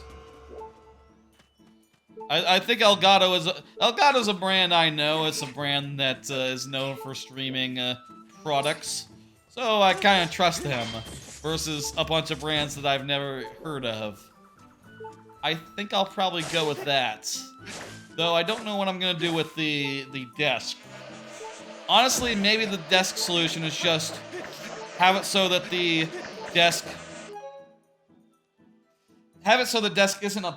isn't like backed up to the wall, but instead the computer is facing the wall, so that right behind me, like maybe a couple feet, will be a wall, and I'll just put a big green fabric on it, and that'll be relatively cheap, actually. I was asking around what people do for green screens, and one guy just said, like, yeah. Guy I know, streamer I know, just said, like, yeah, I put a green sheet. It costed like 11 bucks on the wall. That solution is good if your computer, if your desk area goes up against a wall. Mine goes up against the rest of the apartment because I don't want to, like, back up my chair and hit a wall. Feel like I've done that many times as like a kid. It's not a good thing to do. You mark up the wall. I say that, but then again, as I'm thinking back, the arrangement of like my computer was always against the wall in that manner. I don't think I ever did like I must be thinking of a different chair situation. Other than office chair. Maybe there's like a housing situation I'm not thinking of where I had that set up. Anyway, at some point I learned that it's safer for the wall to not be in chair range.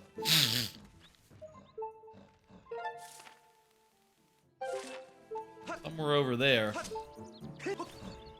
I guess I could have checked earlier without putzing around for a bit. Definitely want that for the new place, though I don't know I'll get it like immediately. They're like kind of heavy, so maybe better to... It's in the dungeon? Right, there was like a shrine at the end of the dungeon. So is the first dungeon the fourth dungeon beyond the first dungeon?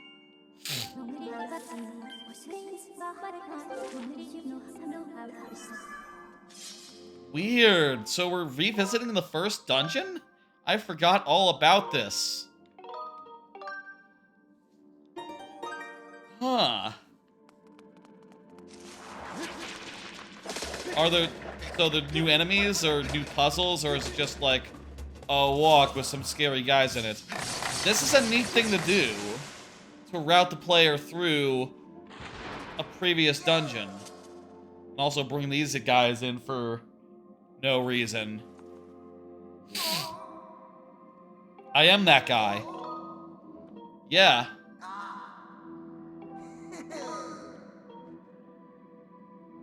Stone guy? I don't know who you mean. Strum a chord. Okay. I'll do that. Play your music. If I try to unbury him, is he gonna freak? No. Oh, my nose is all runny today. I had some Wingstop for lunch.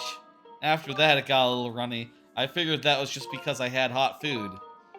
Sometimes when you have hot food, your nostrils get a little runny. There's some stuff that makes nostrils runny that's normal.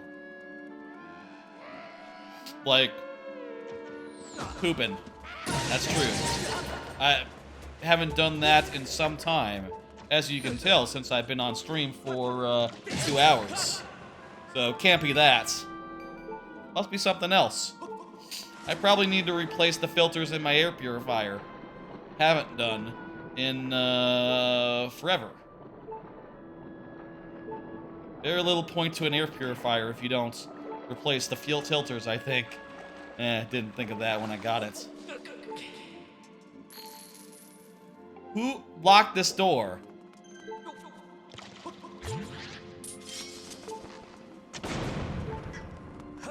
I don't think this door was locked when we were here last. Oh, great. New Dungeon Plus here.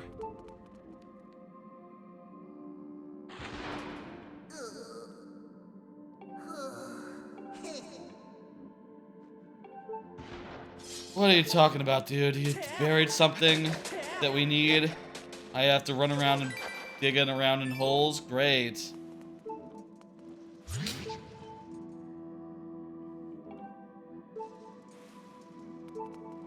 Okay, whatever. I can now swim, so I can now jump out of the water. I guess I'll say that being able to swim lets us do new things in this dungeon. And that is, that itself is interesting.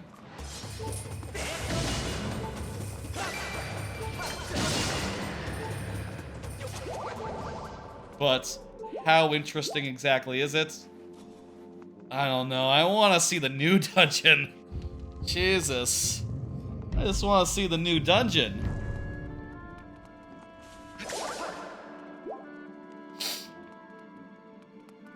I did notice that, like my previous save file where I got through the first 6 dungeons around 20 hours. This file is around 10 hours now. So, based on that, we should be around halfway done. Or at least halfway.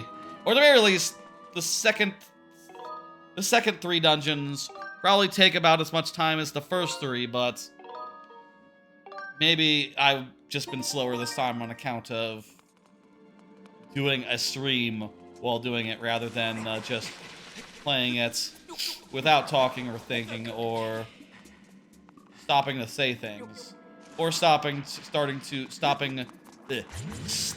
start up a stream, which is a process.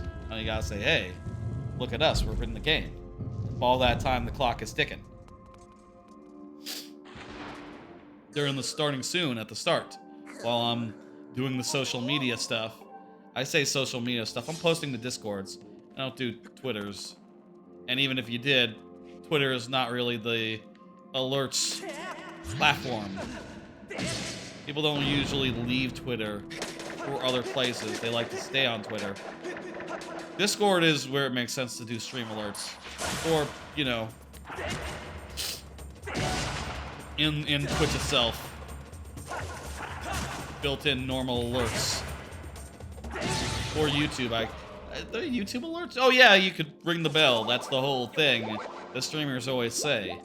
I have never rung a bell, so I can't. Feel like it'd be weird for me to ask. I don't need that. I'm always checking YouTube.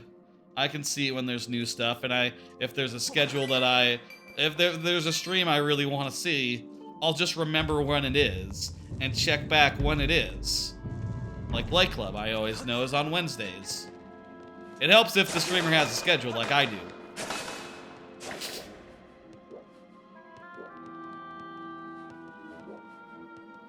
Did we get a small key by chance?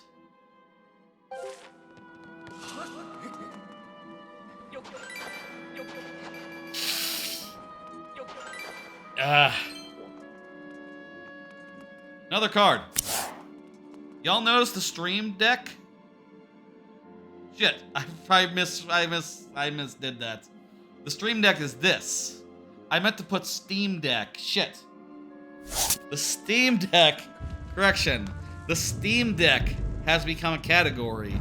I remember when the Steam Deck first hit, and everyone was like, yo, check this out. It's like a handheld console, like the Switch, but for PC games, and it was just wildly successful. People loved it a lot. It had, like, good form factor. More powerful than a Switch on account of being much newer.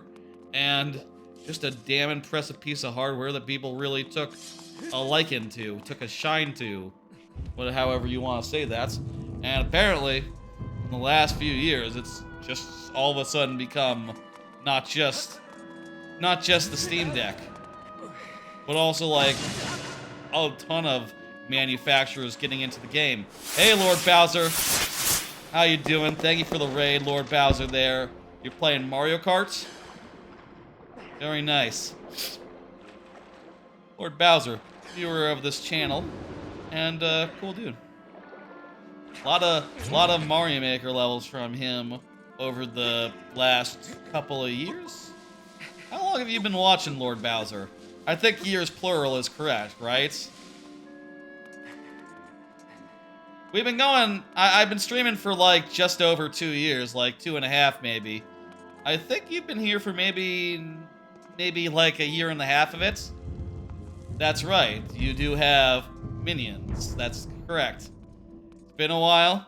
Yeah, I suppose I was thinking about that. It has been some time since I saw your, saw you by, had some levels from you. Next time, maybe. Friday, as you know. Maybe. We'll see. Playing Skyward Sword, as you can see. I was talking about the Steam Deck, because there's totally like a bunch of Steam Decks out there now. I'll give you a shout. Hang on, I'll give you a shout out right now. There's a lot of Steam Decks out there. You know what I mean? Where you see the hands, like basically a Steam Deck, but made by like ASUS. Check out Lord Bowser. Made by like ASUS or something. Made by like ASUS, where it's or some other company, Lenovo, let's say. And I guess the thing is, it's just so successful of a category. It's very easy for every PC company to say like, oh, in the same way that we make 1 million laptops, let's make 1 million Steam Deck type devices and just saturate the market immediately, because it's actually pretty simple if you think about it to make a device that's around a little smaller than a laptop, but is in the same like ballpark, and has a controller and some other sorts of silly features. Oh crap, I'm gonna drown. Oh wow, that last breath lasts a while. It's easy to make a device that just has a ton of that like just is a Steam Deck, but with 1 or 2 qualifying things like, oh, maybe the controls are different, maybe it has this feature, maybe it has that feature.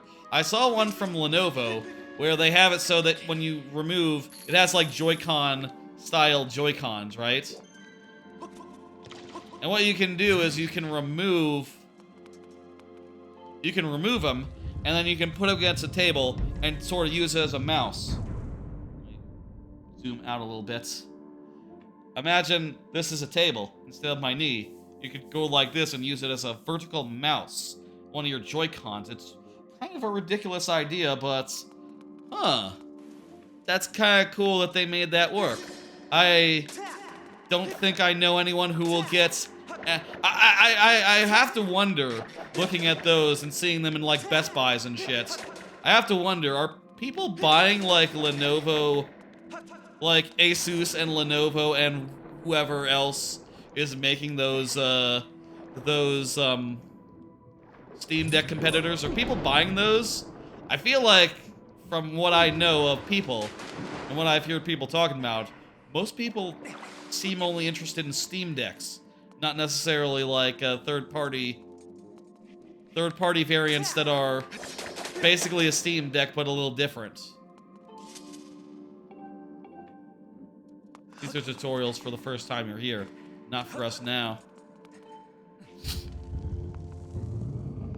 Jesus Christ, where's the fucking key? I find that interesting, but also I am skeptical that I wonder if they're getting much in the way of traction. I wonder if people are buying those instead of Steam Decks. I wonder how well that's going for them. And it's interesting insofar as the Steam Deck category has become busy enough where it's now like laptops, where you can't know every single laptop that exists. You know? You cannot know every single phone that exists. And now you can't know every single device that exists, every single handheld PC gaming console. Which is a weird thing to realize. I know that some PC tech journalists probably can remember every laptop that exists within reason. But still, I think the point stands that, it'll be back here. Point stands that most people do not know what every single laptop is, and you would never. It can't be back here. This can't be right. No way. We are absolutely running the wrong way. If this is it, I will be very, very surprised. If this is where the key is, or whatever we have to find. This kind of blows. I don't like this. This dungeon was not the best dungeon to begin with. Like, I got pretty lost just in these first couple rooms the first time we were here. And returning here and having the game tell me, like, oh, hey, look around for 20 minutes more. You have to find, like, a small key or something hidden within the room. I don't like that at all.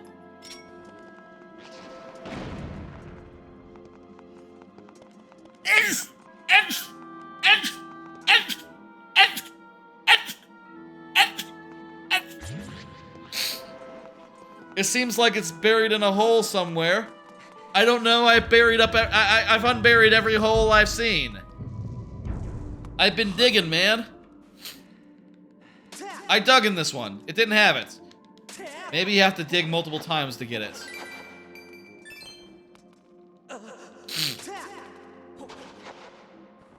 Yeah, it's not this hole. What hole is it? Just tell me. Where's the hole? If it's a hole.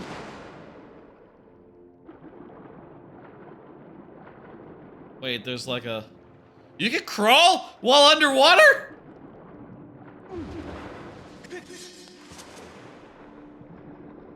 You can crawl when underwater? What the fuck? You can't do that. That's the solution? You have to realize that you can crawl underwater. That's... Oh, there's the hole. That's fucked up.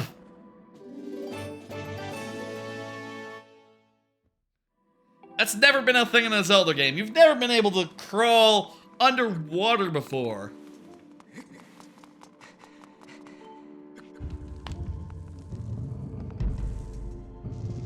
Except in this game, I suppose. That's a weird thing to expect a player to know. This game, it handhelds you a fair bit, and then it expects you to just guess that you can crawl through holes while underwater. Maybe I'm tripping. Maybe they did say, Hey, it could be underwater hole. Make sure to consider the underwater holes, and I just totally overlooked the weird mermaid saying, yeah, watch out for holes underwater, you can use them.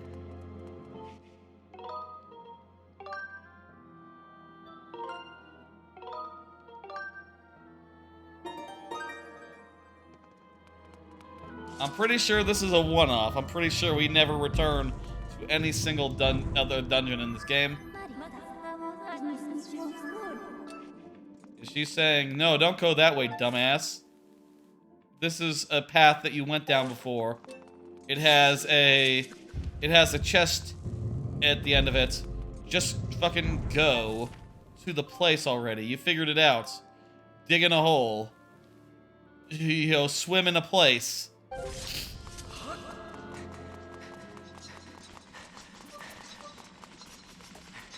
It feels like it's been a while, but we've only been at this for like 2 hours, so it's honestly not too bad compared to some of the other fuck around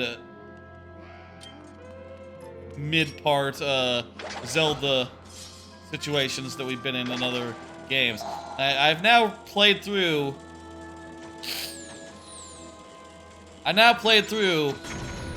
Jesus, these assholes. Can I go faster?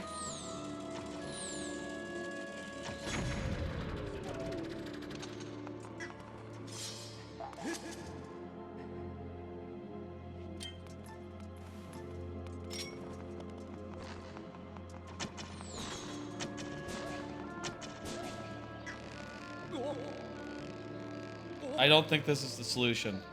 They're gonna be unstunned by the time we're over there.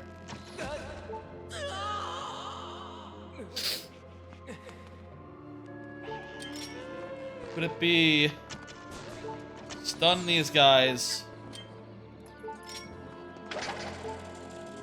grab a bomb,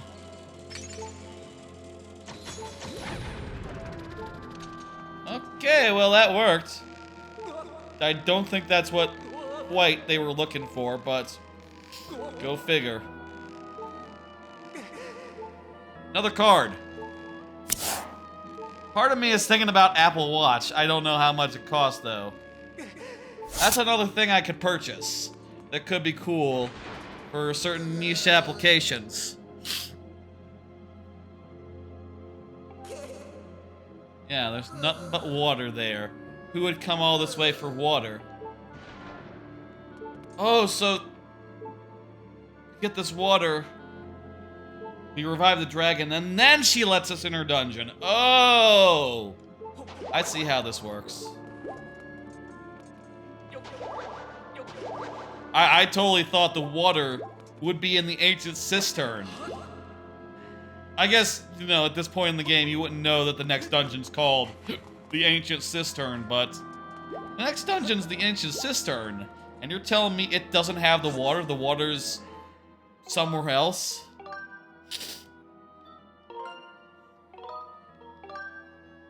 Whatever. I'll say, when I was at, I went over to Orlando, hung out with my cousin, and did a bunch of theme parks a few months ago. And she had an Apple Watch, and I noticed that a lot of other people at the parks did as well. Seems like it's sort of becoming a thing these days. And, well, I'm not one to scoff at something that's cool and good and people like, that I think could be cool. And, all that kind of makes me fairly jealous and fairly interested in, like, getting in. Also, the fact is, when you do theme parks and have to leave your phone in lockers, it stops, like, your phone can't track your steps. Whereas if you have a watch on, it will, and it'll know how much you spent walking, even while at the water park, let's say. Like shit, man, if you go to a water park with an Apple Watch, you get to have a you know, a watch. They let you go down water slides at Volcano Bay with a smartwatch on. Is a smartwatch safe for water slides? That's a good question. It has to be really tough for that to be the case. Is a smartwatch safe for water slides? I'll say again, I didn't look up how much they cost. I saw one saying like, oh yeah, this watch is like $900, and I saw that, and I said, oh well, never mind if it's $900. I could probably justify like 400 tops, maybe 500.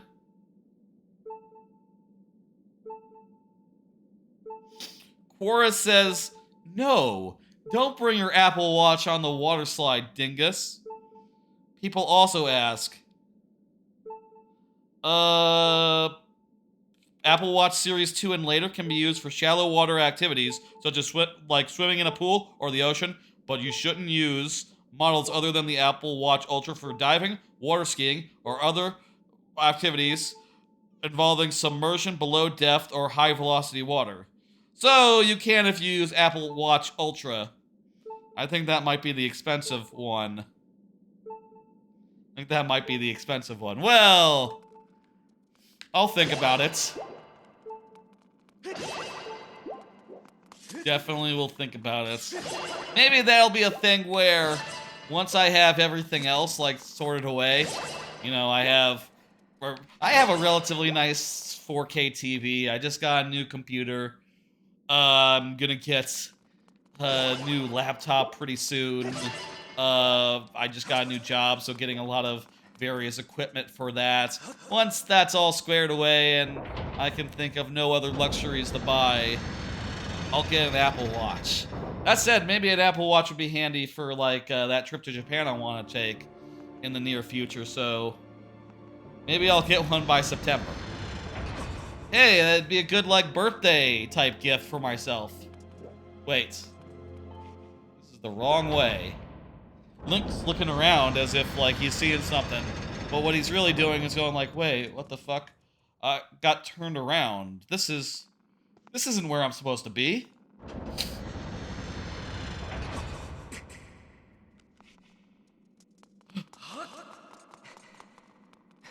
Getting all scared of the door. You went the wrong way, Link. You could just admit it. I feel like the second and third time you should just be like, you know, embarrassed, like, I accidentally went back. I sense a sacred water.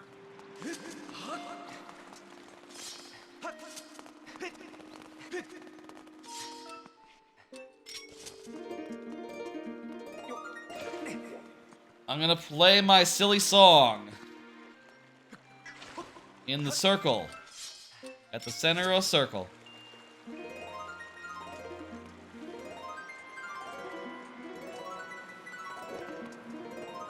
Okay, please let me play my silly song. Do I have to activate the statue again? That's already activated.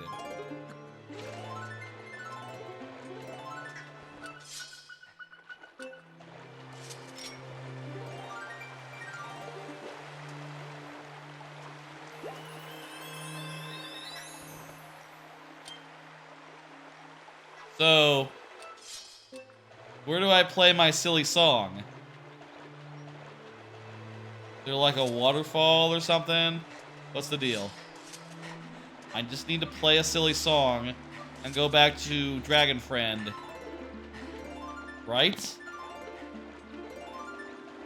Oh, isn't it something like find the butterflies?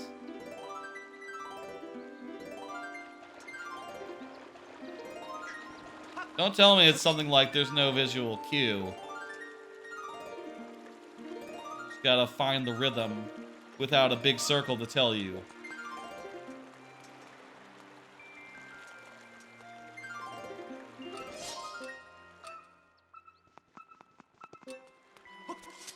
Should we get it in our flask?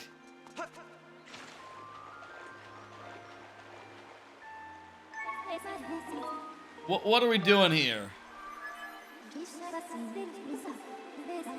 Yes. Yes. Wow, what do I do with the sacred water? Do I need to bottle it? Advice. Give me a hint.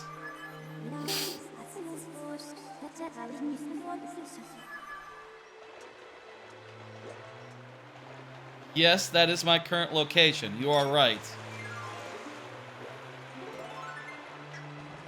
Do I need to climb up on the statue?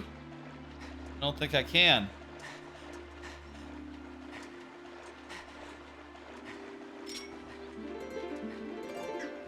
Do I need to get a pear from the tree? I think that'll help. I got some nuts.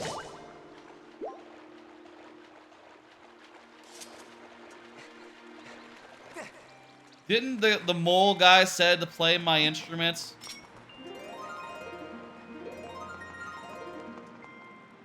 How about in this room? I can play my instrument in this room.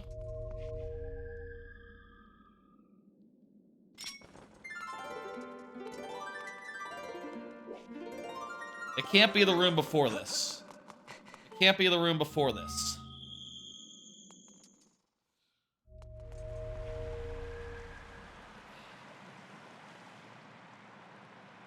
Skyward Sword, sacred water.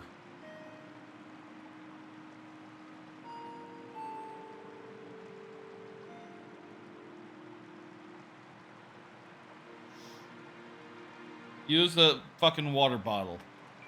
Dang it. I was sort of thinking that, but I got this fucking potion. Gotta get rid of my fucking potion. Got another water bottle. Wait, it's just normal water.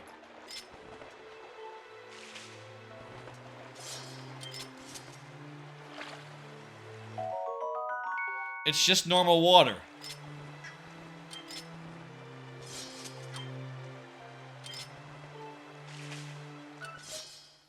So, I gotta find... Okay, the sacred water is this.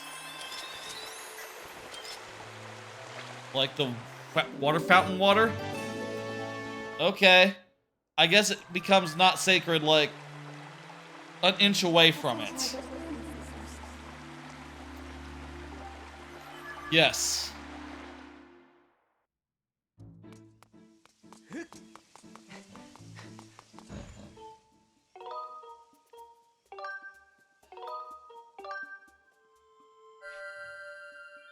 That was not a good part of the game.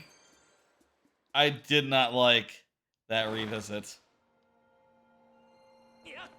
That was a very vanilla dungeon to begin with, honestly. Like, a low-tier dungeon in the first place. And the fact that they just made you go through it again, but hid a key behind the not-so-obvious thing that you can go through small passages while swimming. Like, that is not intuitive. That's never been how small passages have worked. In any previous Zelda games, you would have had to drain the water and do a thing. Good night, Lord Bowser. Where the hell are we going? We're going to... Is it Lake Floridia or is it Floridia Waterfall? I think it's the Waterfall.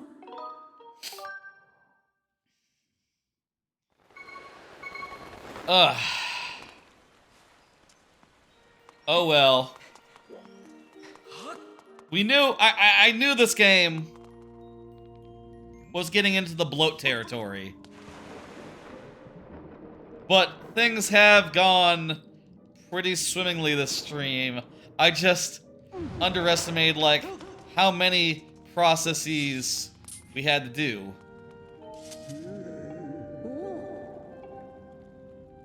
Like, they make everything a process. Literally everything. I'll also say, Lord Bowser, you know, I got a channel point incentive right now, where you can make me use motion controls for a certain amount, if you're interested in that. Just gonna put that out there real fast, but, Don't worry about it. Go have a good night. And yeah, I'll see you on Friday. I'll see everyone on Friday, by the way. That's my schedule for streams. There's Faron. Faron is a dragon. Now Faron is full power. And Faron can direct us towards the dungeon, where we can do a thing.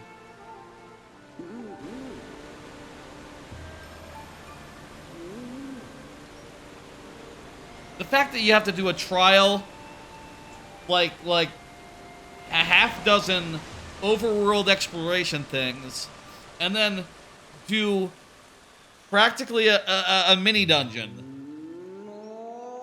I guess previous games had mini dungeons, like Ocarina has several of them that are pretty cool. But this is the only one that's been inside a other dungeon. Except, I guess, if you consider the Spirit Temple to be a mini dungeon for Link, for like young Link, and then a full-size dungeon for adult Link.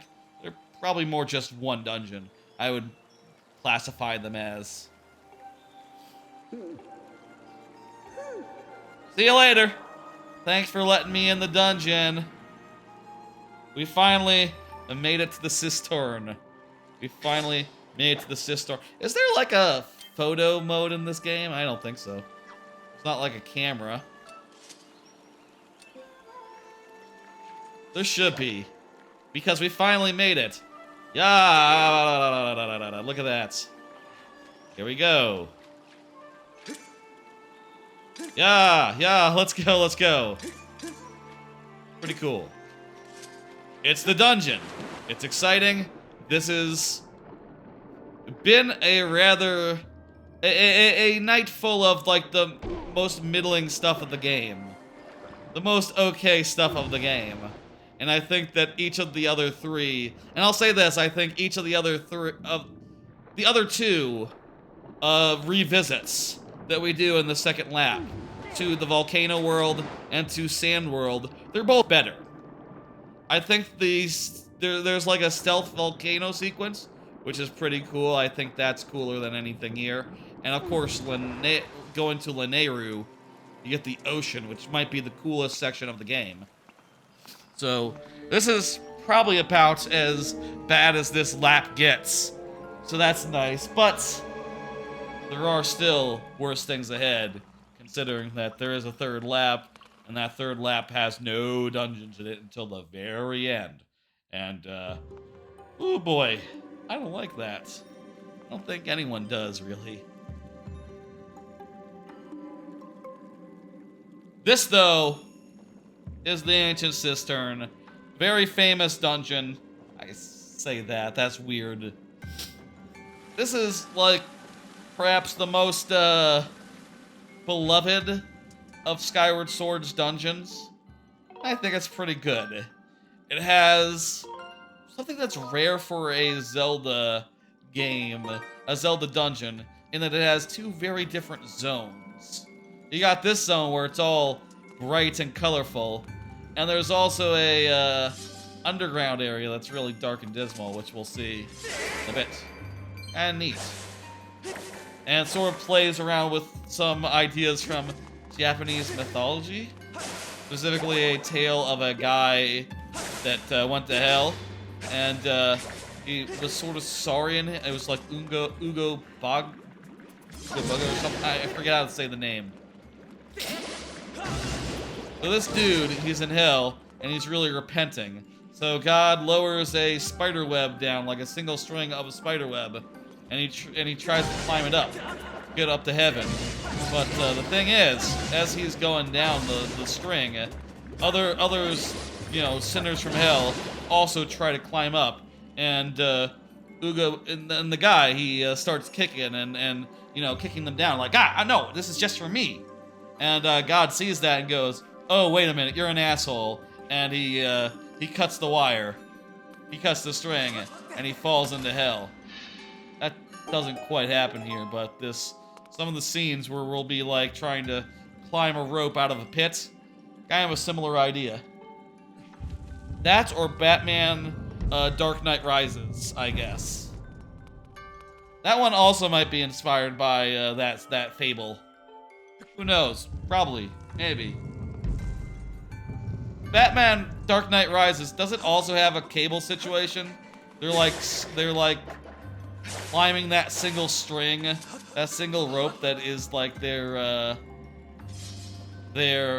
oh, I remember the dungeon item in this one. It's a good dungeon item. There's single rope that has like salvation at the top of it. I haven't watched those Dark Knight movies in a while. The Nolan Batman. I bet they're on like on Max, the one to watch for HBO. So I probably could watch them. I probably could watch them if I wanted to. Maybe they're not on Max, the one to watch for HBO. Wouldn't surprise me. Collections are weird, even if you do have the DC rights. Might not have those specific rights.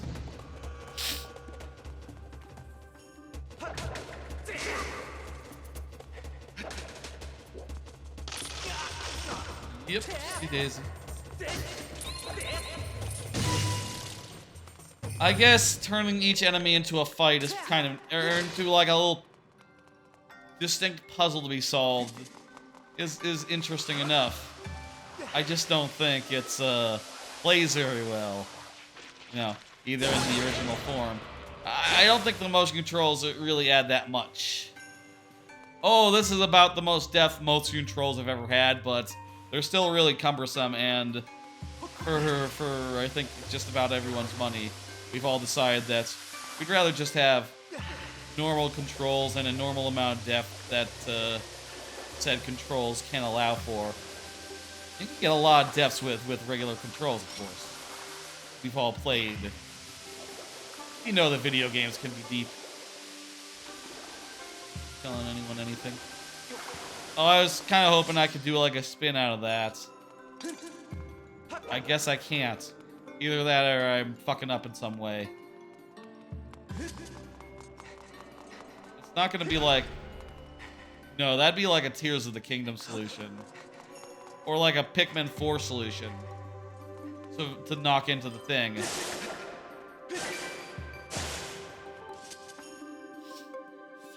Strike the gemstones in a secret order. I forgot about this. And maybe...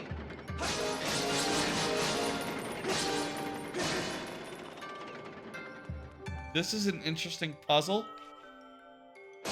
1, 2...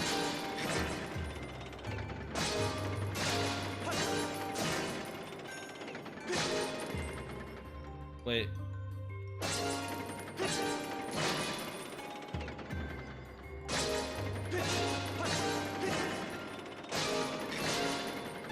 How many combinations can exist?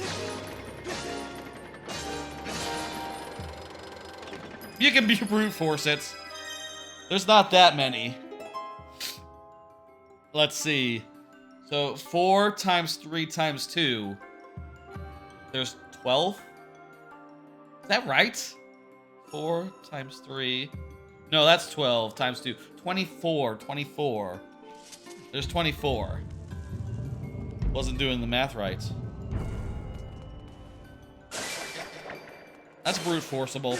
I have brute forced the like if there's like I brute forced like safes in games that have like 3-digit combinations. That's easy. 4-digit combinations, those take a little bit more time to brute force, but I will do it if I truly don't give a fuck. And so long as I can know, like, okay, once it's in there, once the code is in there for like half a second, it'll just automatically pop open. If the worst is when you try to brute force something and you go all the way around the horn, and then you realize, like, oh, they made it so you have to like spend a second on there, so you couldn't just brute force it. Oh, and you feel silly for wasting the time it takes to brute force that stuff. Let's cut these webs. Eat shit.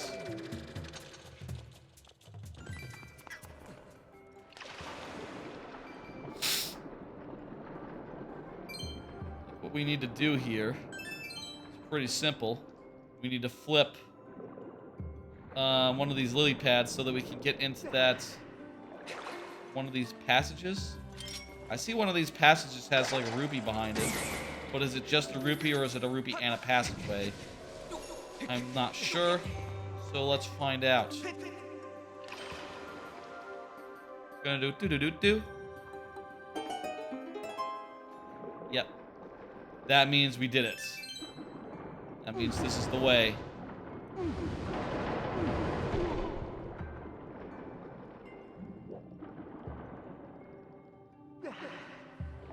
Oh, so much water. Here is another card. Did you hear about Apple Vision coming out or something, apparently? Reviews are coming out, long story short. I saw that reviews are coming out for that. I saw one that was headlined, Apple Vision is magic until it's not. Seems to me that having a 30-pound, 20-pound thing on your head, I say that as I'm wearing headphones, all day would be cumbersome.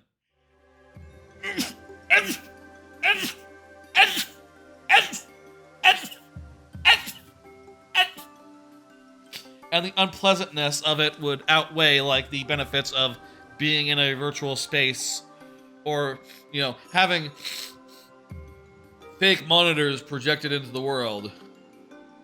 That said, I guess, hey, if it gets cheap enough, if it gets light enough, I guess I could see it happening. And, I'll say I only saw the headline there. I didn't actually watch the video. I, you know, have a job. I was working all day. So, and not from home, so I wasn't able to just watch the thing until I got home. At which point I said, I am more interested in watching how, Wind Waker HD 100% works. I saw a video from Linkus. I decided, oh, I'm gonna watch that video before the stream. And also watch anime, rather than concerning myself with a product that, let's face it, is in the Apple Watch stage right now. The early day of Apple Watch where you see it and go like, oh, that's not gonna be a thing. That has so many bad issues. They're gonna have like 2 or 3 or 4 or 5 iterations on that. And eventually you're gonna look at it and go like, wait, it doesn't have any of those issues anymore. It's now light enough where it's not cumbersome. And it's you know, improved its pass-through issue. What if instead of using cameras, it just had like a flap that went up or something? Maybe they'll do something like that. I don't know, maybe, would that be very Apple? I don't know. They might come up with a better solution to the whole putting eyes on the front thing that they got going. Something a little more natural that makes you go like, oh, I could actually see using this for outside of the context of a technical review, a review for a tech site, or you know, because I am big Apple-headed. Like, now we got to the point where Apple Watches are, people have them, and you'll see them if you go places in public. You know, you'll see people have them now, and you'll go like, huh, people have them now. How about that? Yeah, they have cell service now, so you can use them in isolation and separate from everything else. And they have other type features that are pretty goddamn handy, it turns out. We gotta go down.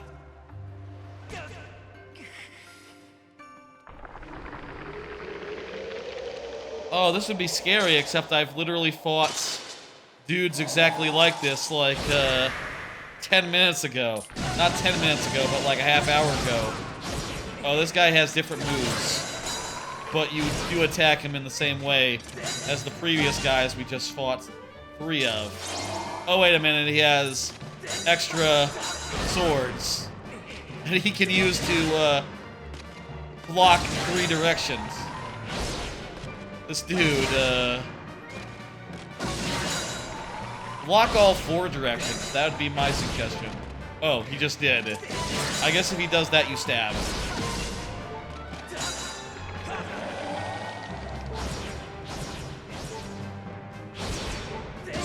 Anyway, I think that's interesting. I think... Ooh, I ran out of health.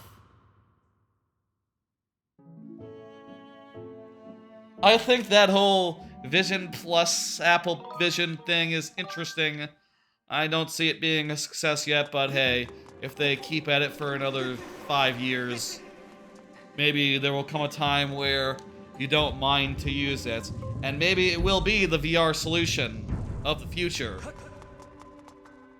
I mean, if VR's main application is like video games, and they've never been big into the video game space, so I would say maybe fat chance, but we'll see. Could happen.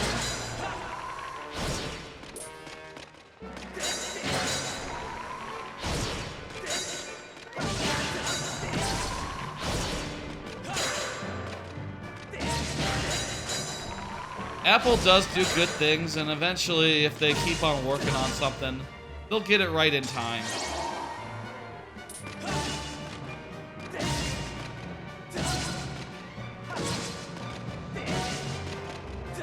Something just go boom over there? Go poof?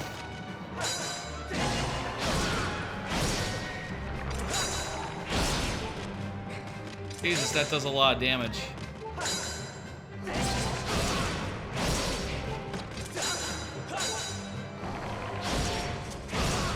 How do I fucking jump? How do I jump in this game? I'll be able to jump. Do a backflip. Where's my evasion options? Do I just have to run? Break Z target and run? Even Tears of the Kingdom has backflipping. How do I backflip?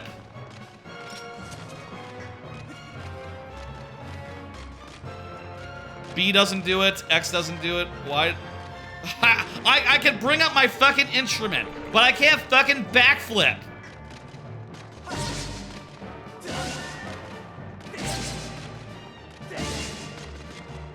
I want to backflip. I don't want to fucking serenade this goddamn this fucking skeleton. Why would I want to serenade a skeleton?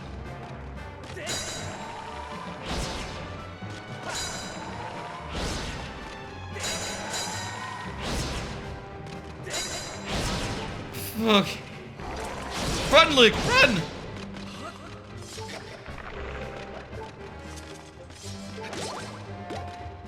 Sorry for breaking the skulls of your, you know,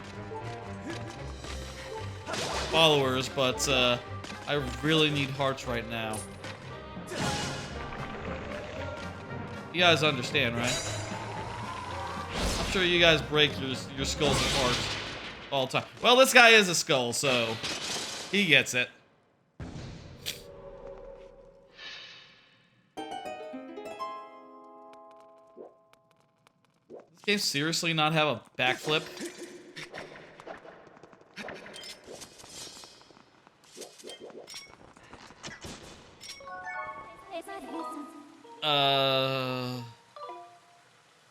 Help! Help! I can move. I can dash. I can lock on. I can dodge. Oh! Hey, why didn't I try A? I'm a dingus. You can't backflip. I guess I was thinking of Tears of the Kingdom or something where it's X.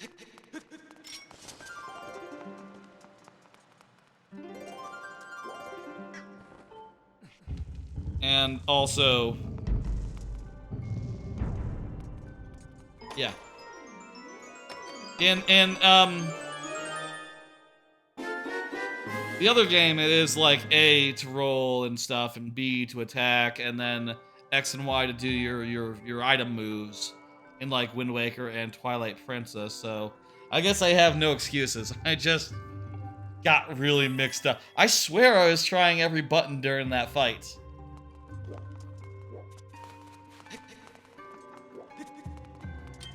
Oh, hey, we got the whip. The whip is cool. So it's a move that'll allow you to, you can use it to, you sort of flick the thing to whip it out. It's kind of neat. And also you can use it to grapple. Very cool item. I like items that have multiple uses. And I also do like that this item is a bespoke original item, which is nice after 2 of the previous ones were, well, the hook beetle was pretty original. The bombs were just bombs. The gust bellows is alright. The whip, probably the most inspired of the bunch so far. Forget what's to come. The arrow, bow and arrow is one of the ones. What's the next dungeon's item? I forget. I can't remember what the 5th dungeon has for its dungeon item. That'll be a fun surprise. Hey. That will be a fun surprise. I'll say, hey, we got through. Here's the last card, I believe. Yep. Did you hear that there's the state of play tomorrow? That's the thing that Sony does, where they do a direct and they call it a state of play. This isn't big news to me. I'm not super excited for it. I struggle to think of a single state of play, Sony state of play, that's had like anything worth tuning in for, honestly. But whatever. I'm sure there'll be some. I say I'm sure. Maybe there'll be some stuff out of that. I'll be pleasantly surprised if there is anything of note. But whatever. Events. On one of the days I work from home. Not gonna say anything about that, but it is interesting to note that objectively. Am I going to watch it? Well, I do think it would be boring, but I don't know. Might skim through it after, or so, you know, whatever. I'll see what's going on. The whip can break grass.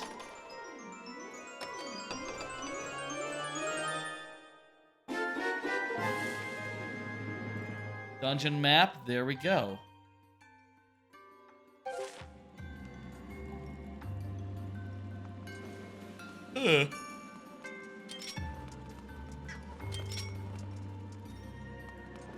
So then, this is all for the dungeon map. So I suppose we gotta do something else now in this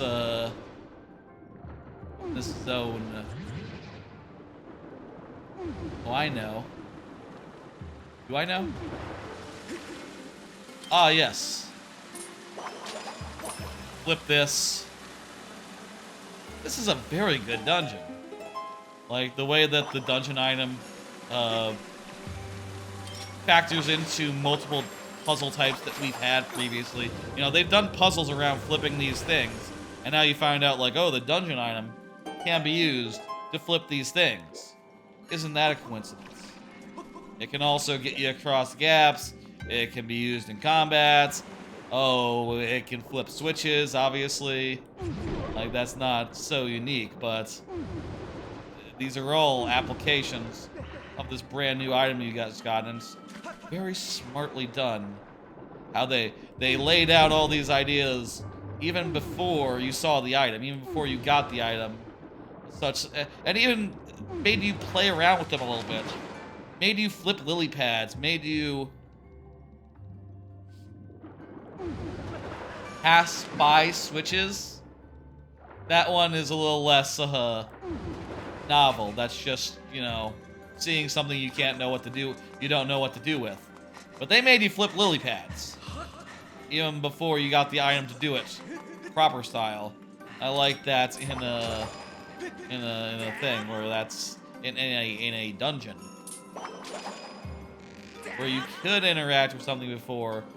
It's just a lot cleaner after. Oh, this isn't the way.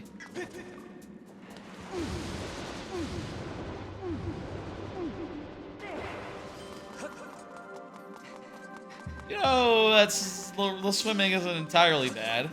When you pull off something like that, it is kind of cool to just pop right out of the water and do a thing.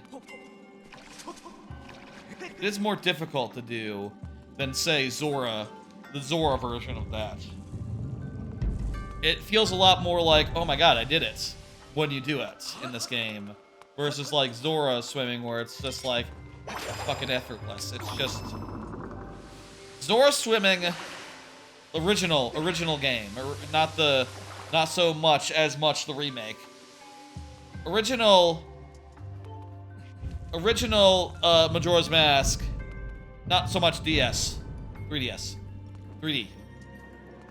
Original Majora's Mask, Zora swimming might be the best swimming in any video game. Is that the case? What would beat it? You know, there's some 2D platformers with some pretty fluid and fun swimming, like Ori, like Ori or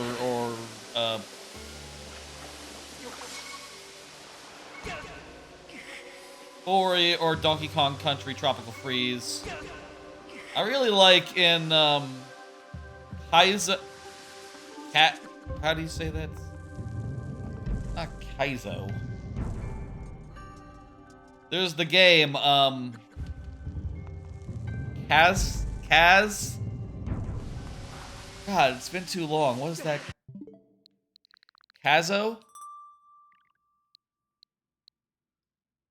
me find it real fast. What is that game called? Super Kiwi's good. Mentioned that earlier. Kyle's Kaze and the Wild Mask. In Kaze and the Wild Mask, which is sort of an indie DKC, has very DKC 2 style minigames. It's great. In Kaze, they have it so that when you swim, you can only like dip your head underwater by you know, similar in manner to like Sawmill Thrill, where you jump to submerge yourself. Which is pretty cool. I think it's a pretty damn cool way to have that work. What are we missing here? And they do some original like design there to build some levels, build parts of levels around that. I'll say in Kaze, usually a water level isn't so much that, so much as it is like, hey, here's this power-up that makes you swim like you can whip money as well. Makes it so that you can swim like you can in Tropical Freeze, which is cool. Do you think we just have to swim through the fish? That could be it.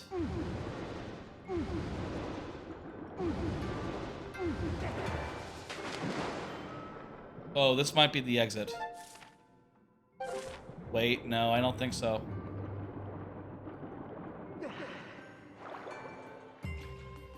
No, this is definitely a place we haven't been. Very good.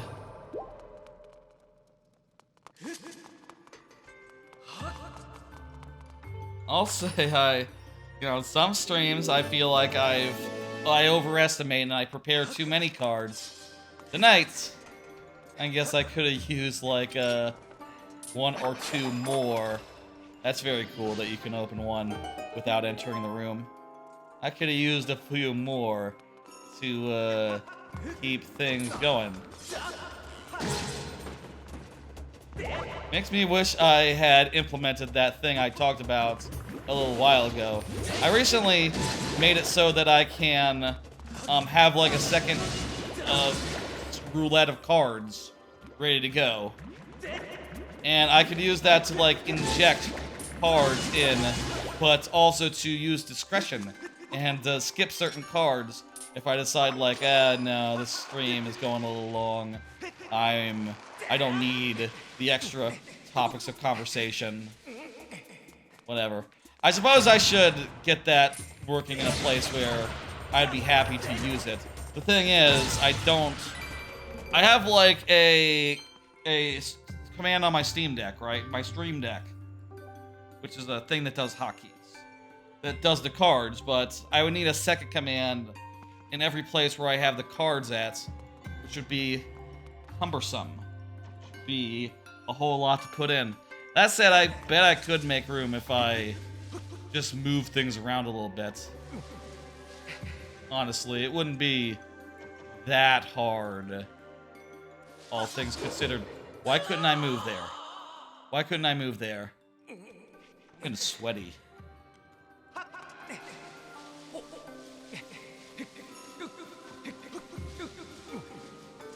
I set the thermometer to 68 before starting the stream, so I should not be. It should not be a little bit on the warm side tonight. Maybe it got reset. Maybe a certain time got hit, and it said, "Oh, next step of the schedule is 72 degrees for the next couple of hours." Could be. I don't know. Not gonna worry about it. I'm gonna struggle through.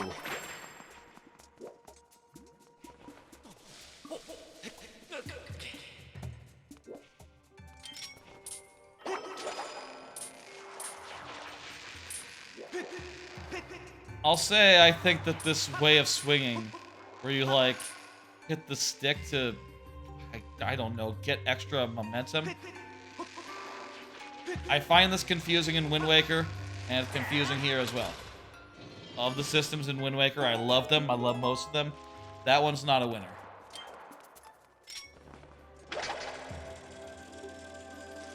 They should just... I think the swing that, like, ropes and stuff in that nature should be...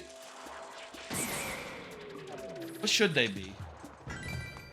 I feel like Tears of the Kingdom or Breath of the Wild could have done ropes in a way that made them work. But to do it, I think it has to feel more like DKC. You know, where you just latch onto a thing and just swing and you don't have to think. And maybe like the direction in which you swing, the distance you swing, it's all automated and you don't have to like futz around with it. Like in DKC, the ropes, they swing without you. That sucks, to swing and just go like, do I have enough? No, you're just like 2 inches short. Oh, fuck off. I just want to be able to jump off a thing and land on a vine.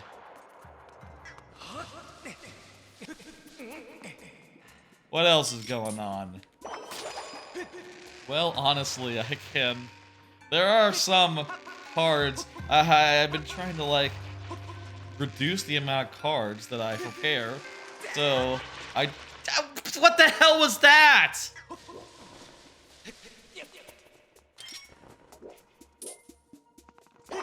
So I do have some ideas for cards that I did not... There we go. That I did not turn into cards yet. That I planned on turning into a card for next time. Maybe better to save those things for next time anyway. I can talk about things just off the top of my head.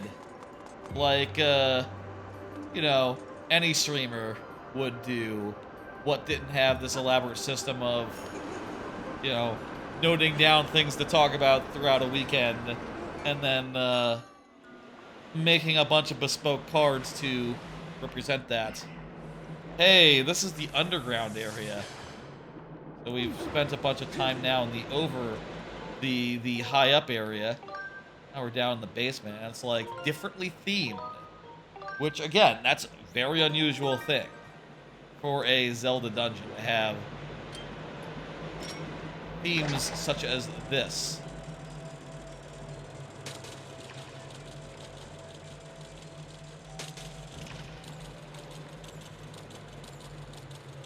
It's like a weird...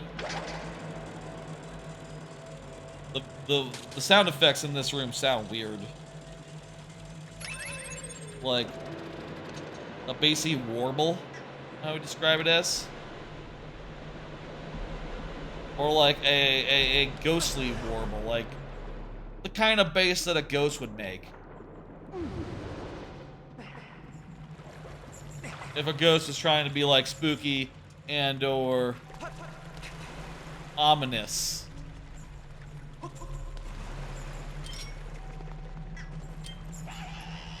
That guy has a key. I'm gonna take his key by whipping. That's a cool trick. This game does do some stuff as far as like experimenting with what a Zelda game can be. And I can't fault reviewers at the time for going like, oh wow, this is really different. I remember when Brad Shoemaker gave it a 5 out of 5, and I thought, oh wow, probably too high once I played it. But I can see how you get there thinking like, oh well, this isn't just doing what the previous Zeldas do. It makes every combat encounter into a combat puzzle where you're deciding like up, left, right, or down, or thrust, and you have to beat the enemies by doing certain patterns of those. And also, it does weird things with the formula and with the structures and changes things up. And I'll say, like, yes, it does experiment, but most of the experiments fail. Most of the experiments were like, better luck next time. And good news, next time had a lot better luck. They nailed it on their subsequent try, actually. I do think that, and I say I think, I do think that this game, Skyward Sword, is going to be remembered, and especially now, years and years later, as the nadir of Zelda games, other than Zelda 2. I say as someone who's played like 5 minutes of it, and I did not for the life of me understand what the fuck it was doing. Zelda 2 is rough. I think Zelda 2 is rough. But as far as the 3D Zelda games, I don't think you get any worse than this. And obviously that hasn't been borne out. There's gonna be a million Zelda games, you know, in my lifetime. There could be a worse one in the years to come, but I would like to think post Breath of the Wild Tears of the Kingdom, they got their fucking shit together. And they've at least figured out what's good. You know, if they want to go back to this sort of thing, I feel like they're gonna nail it. Especially after how good Tears of the Kingdom is. And Breath of the Wild. They figured out how to make good side stuff that doesn't make you go like... So I'm running over here and going through a place I've already been to scoop up some water. God damn it. If I had... here's a question. Can you get a bottle? Can you pre-game that? Can you get a bottle and go to that dungeon like earlier and go get some holy water? Or do you have to wait until your sword can tell you where the holy water is before you can get it?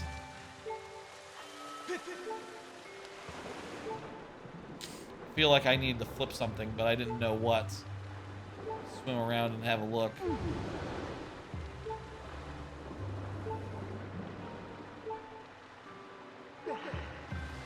Ah, this one.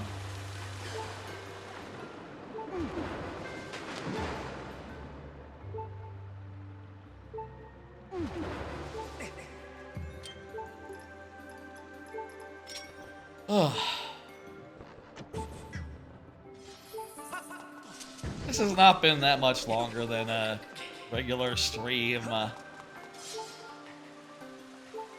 I mean, I guess the Zelda games tended to have like 3-4 hour streams on average, so this is very much par for a stream of a Zelda game where I get to the next dungeon, from one dungeon to the next. But still, it's the bloat is a little bit weighing on me. I'm glad I opened the shortcut.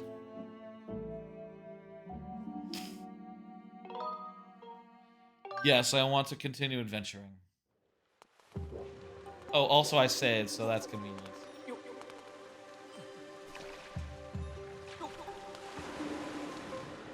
Okay, this is easy.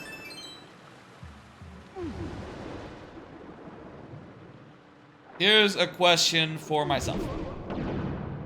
Let me ask myself a question. What's next for Zelda? They've said, the Nintendo has said, like, okay, we're not doing any DLC for Tears of the Kingdom. It's complete as is, and also, the next game will not be one of these. It will not be this again. We're not going to go back to the same Hyrule. We're done with that now. Which, on one hand, I think if I had heard that a year ago, I would have said, okay, thank God.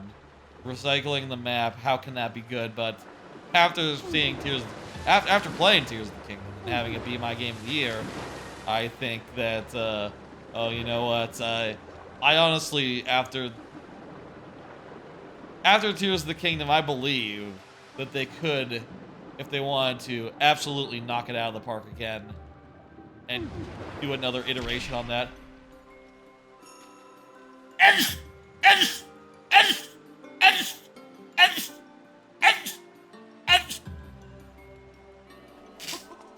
As for what I hope, here's what I expect. I expect something that harkens back to these games. These original 3D Zeldas. I expect it to still be 3D. It's not going to be like a 2D throwback, unless it's like a side game, you know, like a ports, like the ports that they've done. If they do a 2D game, which honestly they should probably at some point do another 2D game, that would be fun. What? No, I already got that one.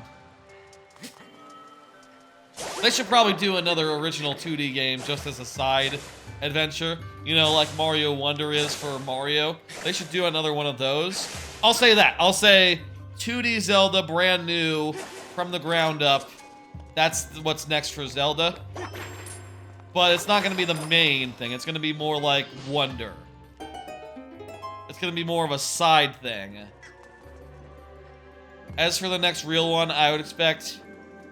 Well, I would expect somewhere between this and Tears of the Kingdom.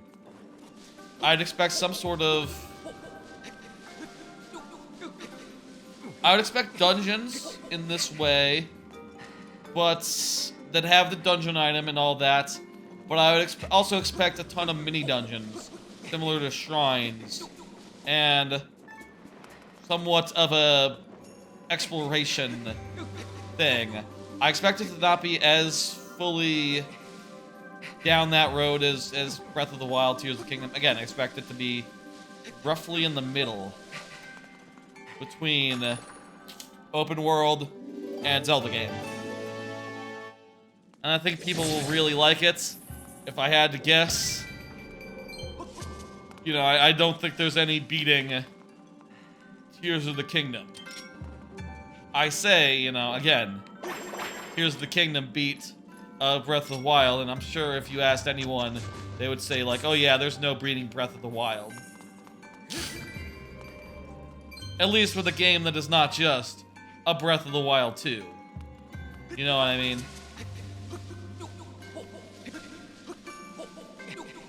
I would hesitate to say that if they do a new Mario with the new console and all, and if it's just, if it's not like, pretty literally Mario Wonder 2.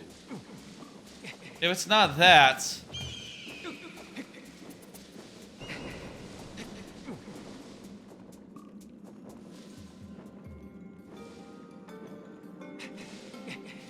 if it's not Mario Wonder 2, I had to drop it on the way. If it's not Mario Wonder 2, I hesitate to say that the next mainline Mario could measure up to Odyssey. But honestly, I just hope they do exactly that. I just want a new Odyssey. I want some version of the capture system. Honestly, there's so much more they could do with capturing. They need something as robust and as exciting as capturing, and I don't know how you can do that. Even if they go back to, like, power-ups. There's more power-ups. There's more captures than there are power-ups. In the game, so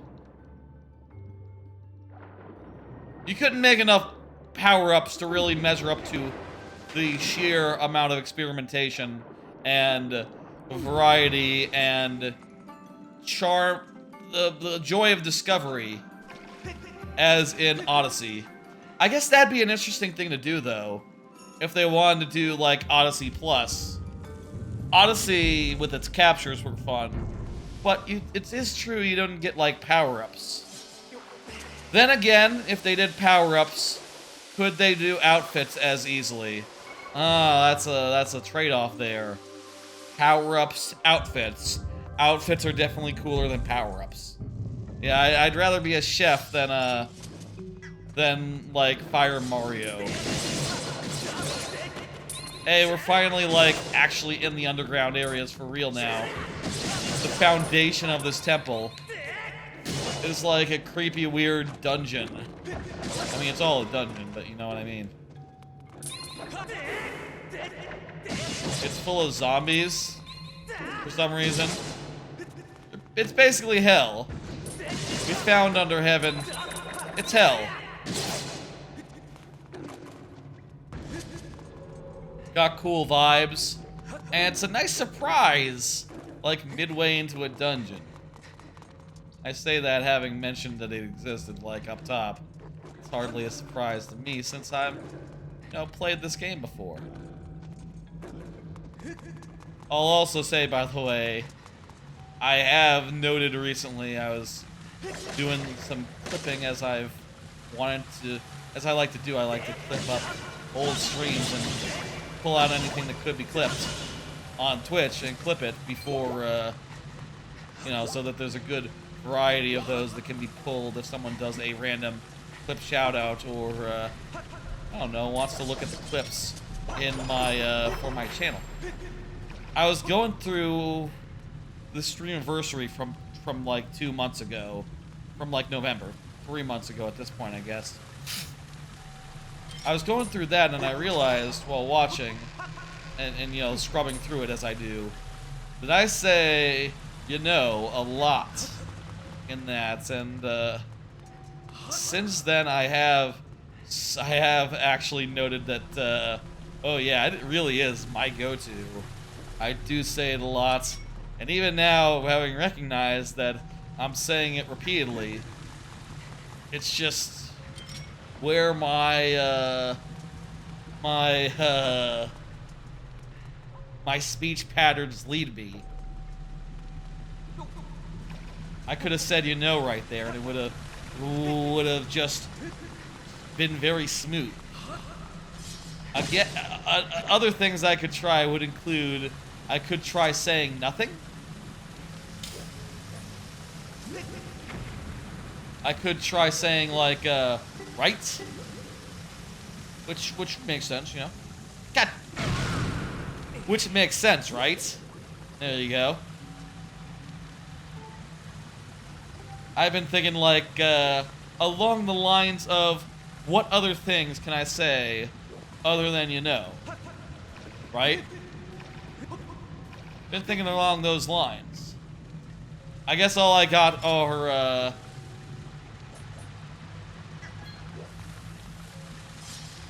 oh, I see, I gotta use the hook beetle.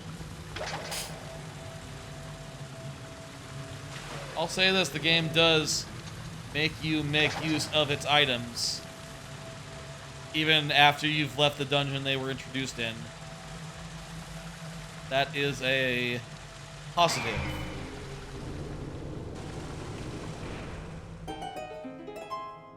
Very cool.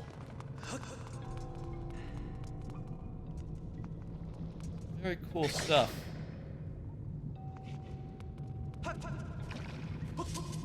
Cool. Don't fall in the muck. What else can be said in such a scenario? There's right, there's you know. You feel me? That doesn't work. You dig? I don't like the sound of that. Understand? That's pretty good. Got it? Now listen. That doesn't...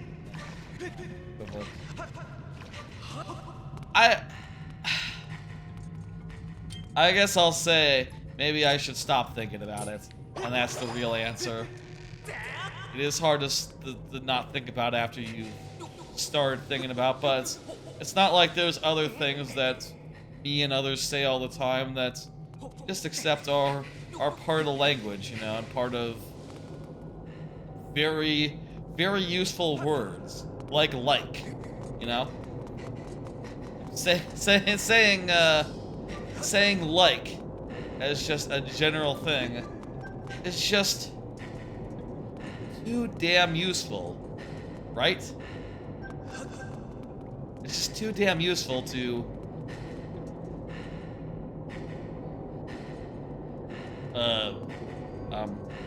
own.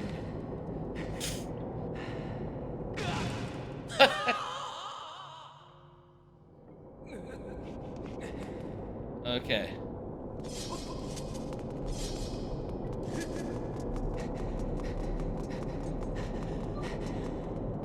Well, I can't recover any stamina while I'm on the wheel.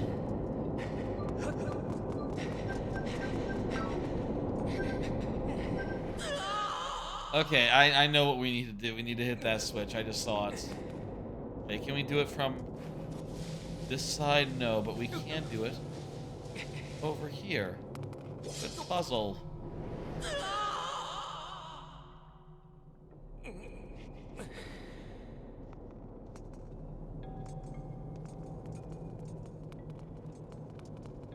This looks like a thing you could be able to climb on, but it's not.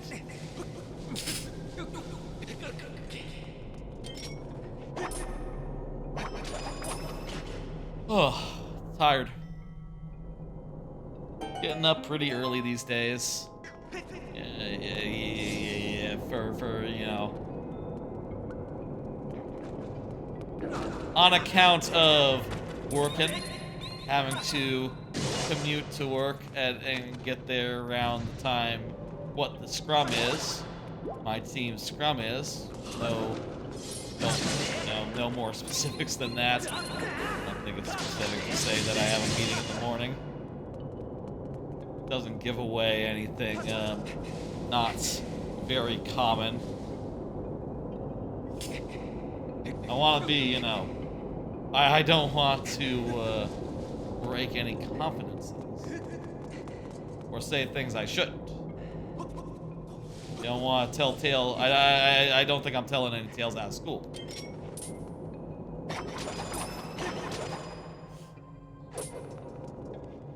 Anyway, leaving pretty early, getting there. I say early, not that early, but still getting there in the morning. Getting up at a reasonable time on, you know, work from the office days. And I'll say I think it's sustainable. I think I can manage it. And I think I'm in it for the long haul. Hey, this is the spider web thing. The fable I was talking about earlier. This is exactly that fable. We just unlocked a way back around the whole evil area loop. Now what we need to do is climb up.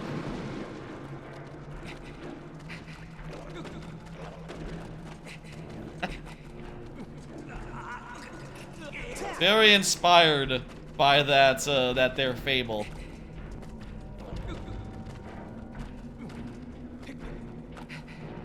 Very, very inspired. Except in this case, we don't go to hell because we shook some guys off. They're cool with it. What does this say? Does this... Yes, that's what we need to do.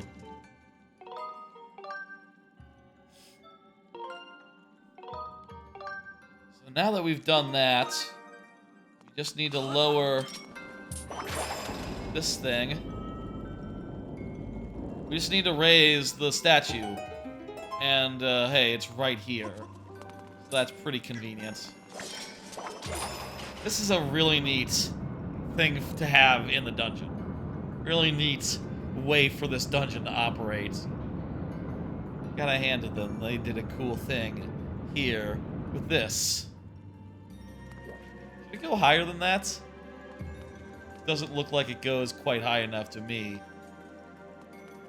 But whatever. Hey, here we go.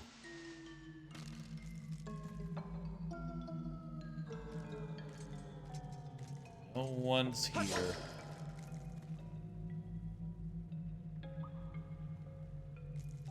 Where's everybody? There was just a bunch of guys who were trying to, like, climb out with me. Rope's still there, guys. Rope's still there. It's right there. See me pointing with my sword. Right there, guys. See it? It's right there. Right. Whoa! We're close.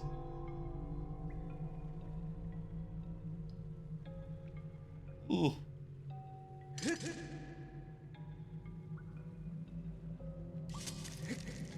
That's about the closest we can get to a camera mode in this game. Just getting really close up and going like, oh, what the... What? Ooh.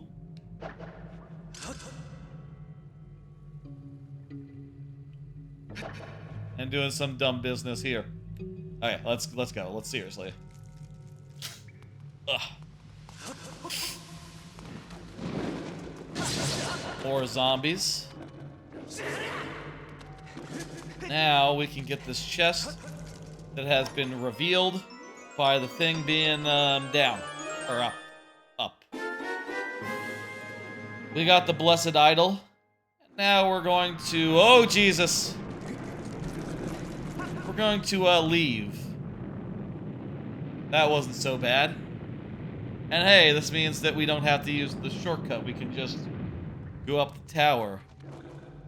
But actually, we should probably use this because we need to rise the thing again, don't we? Is it gonna make us shake dudes off again? No, they realize they can't do anything. They're not even bothering. Can you swing on this? You can't swing on this. You can't swing on the hell rope. You can't swing on the metaphor. You can't swing on the metaphor.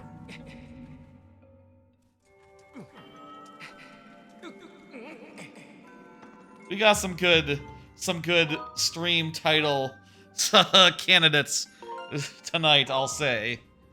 I was thinking earlier, thanks for the minigame. Laneru. Or whose minigame was it? I forget whose minigame. It was like Naru or something. Let me see. I got a song earlier. Which song was it? Four Force? Okay, thanks for the minigame 4-4. I was thinking that. And then maybe like a thumbnail related to the pit or something. But you can't swing on the metaphor is also pretty good.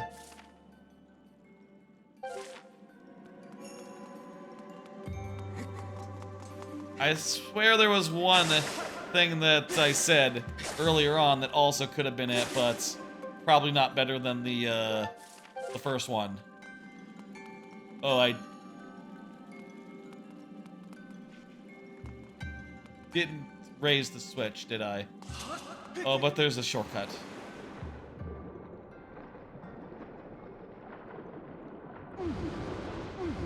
It's X to dash in the air, but clicking the stick to dash underwater.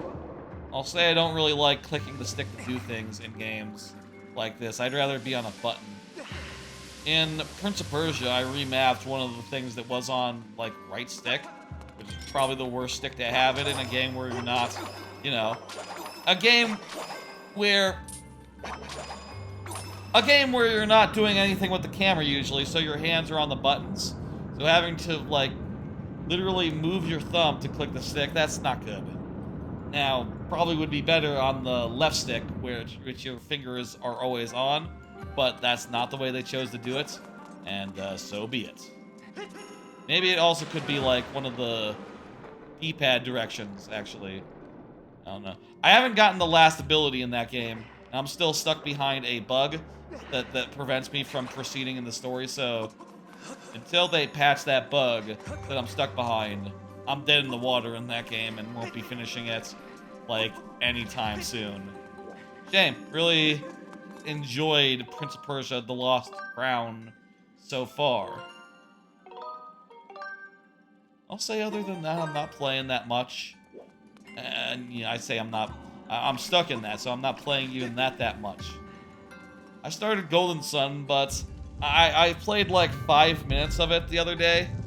I started that on stream on Sunday, but I went back to it and played like 5 more minutes, and I don't know. I don't know where I'm going. I don't know what I'm doing, and I just feel lost and confused. It's probably a miracle that the first 2 hours of that game was so on rails that I didn't have any trouble, like, getting lost or anything. It was all pretty comprehensible. You know, the world's opened up, and it seems like I have to do something with a caravan or something, and I just don't know who to talk to, and I'm having trouble, like, scrounging up the interest to care. I have heard people played enough, some people have played enough of that game where it stops being, say, it stops being, like, just, where it starts being more interesting combat-wise than just spamming your abilities and then attacking whenever you don't have enough PP, or otherwise don't want to spend it because it's a waste. Like, I've heard people say it gets more interesting, which, if true, that's cool. I would have loved to see it in the 2 hours that I played.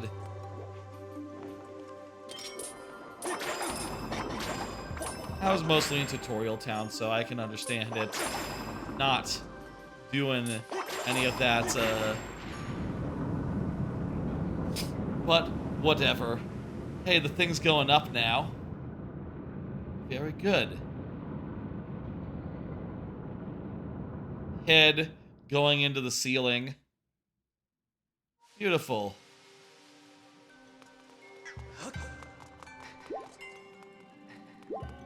If I recall, using my powers of remembering things, I think the boss is like a big robot that has like several arms, and I gotta like whip the arms to remove them. It's something like that. I think tonight we'll beat this boss, maybe head back to Skyloft, real fast.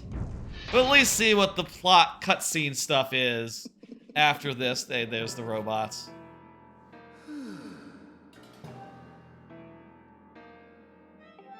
This guy's out there finding clues.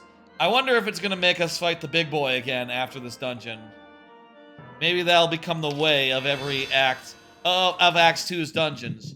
You fight the big boy, you do a trial, you do some other stuff, and then you do some more other stuff, and then you got your dungeon, which is your reward for doing the 2 hours of other stuff. This was a quality dungeon.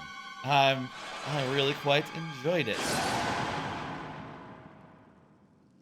Koloktos. I like how Koloktos is, you know, shy.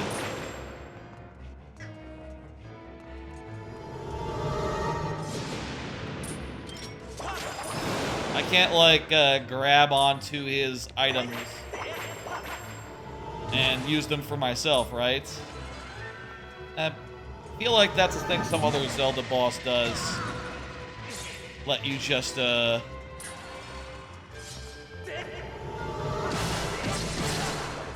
you just grab his, weapons and go to town with them.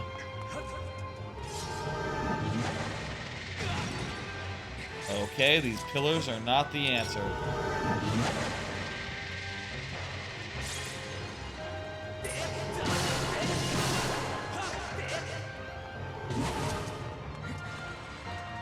Those first two arms aren't coming back, huh?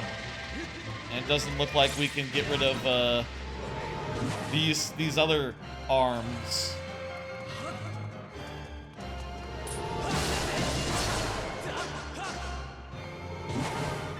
We're gonna see all these guys again in a boss rush at the end of the game, aren't we?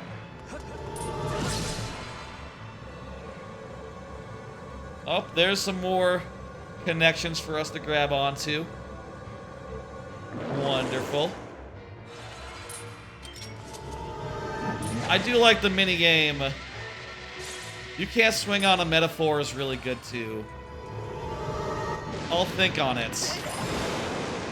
I'll say as far as uploads go, currently, I'm streaming on nights where I am working from home the next day, so I can maybe do the VOD upload and thumbnail and, you know, the whole nine by, like, lunchtime, if I have time and, energy, I suppose.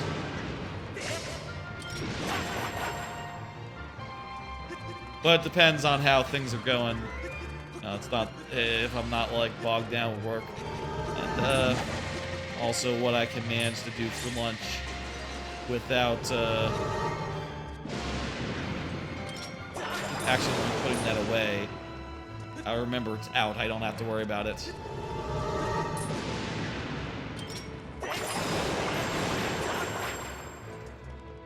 So I'll see what happens. So far I've been managing to find the time to get the VODs up. In some cases I've started the streams early enough where I can just do the necessaries before going to sleep. Which I'll do as needed, like on last Friday I did that. But I'll tell you, after a stream I just prefer to just veg out, you know, just do nothing and not even think too hard about stream business, channel business. Oh, cool, it has legs. Should have started in this mode. These swords we're gonna get. These are swords that we can use. Cool escalation here. Going from just taking the arms out one at a time and to just being able to literally steal a bunch of his... It's not like Ocarina. Oh, right, you use the motion controls to do it. I thought it was like Ocarina for a second where you hit the A button instead of the B button. But you don't hit the B button at all for sword stuff in this game. So...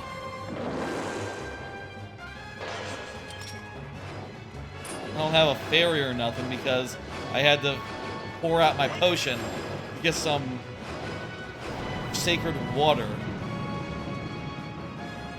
So I hope I don't die. Use your sword for me.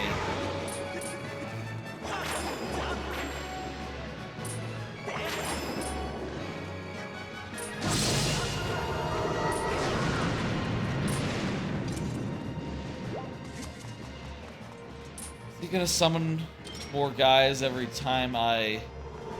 No. But also, if he hits, he's gonna do a thing.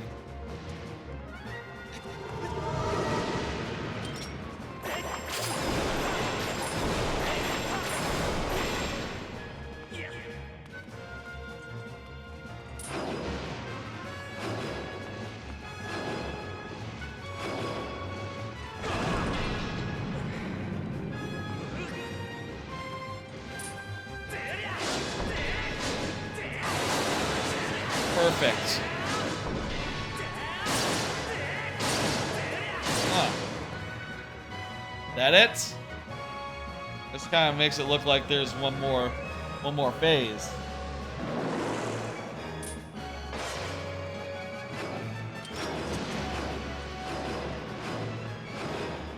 Yeah, this is absolutely one more phase territory.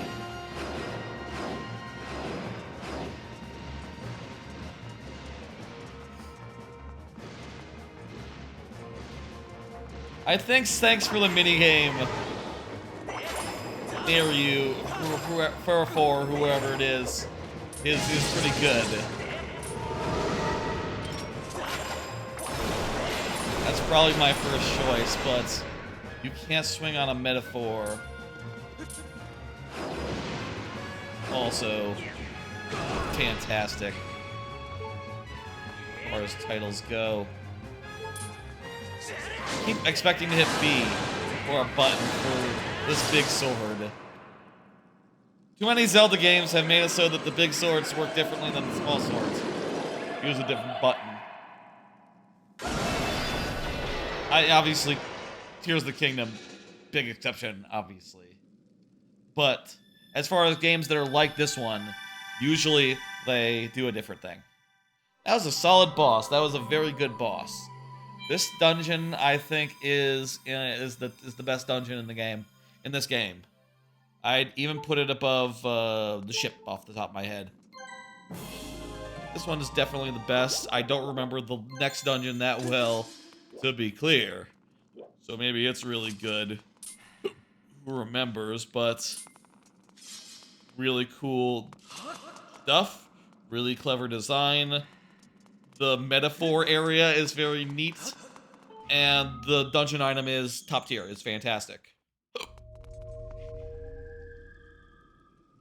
Okay, here's where we needed to go and to play our song. After we use our Skyward Strike. Skyward Strike, sing the song. Remember that shape.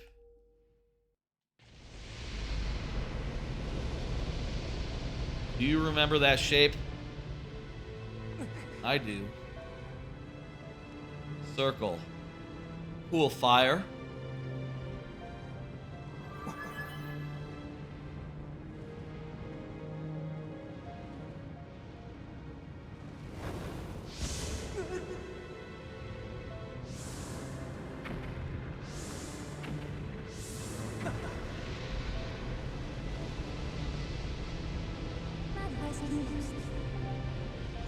The other thing about you can't swing on a metaphor is, let's admit it, maybe people don't know the metaphor. They don't know the story of They don't know the story of the Japanese fable. I only know it because it was explained in the anime Erased, which is a show that I love. And also, I think I saw an article or like a Boss Keys video game maker's toolkit. I think did a video on this dungeon that also explained the fable. So, maybe a little too obscure for the likes of a title. That said, probably the thumbnail will be involve like that fancy rope there. And some of those funny close-ups that we did. He's got the Triforce. Oh, wow, he got one of them. Maybe by the end of the game, you'll get all of them. That's not how it works, Link. Yes, that's right. Your courage chosen by. Do you think that he gets the whole thing? He just went to the first goddess. And each of the corners of the Triforce represents a different goddess, so he could get the whole thing. It would be against the brand. It wouldn't be that on brand if after the next one he's like, oh, I got wisdom now. That's supposed to be Zelda's. But, yeah. He is a boy. That's correct. Okay, see you later, dragon.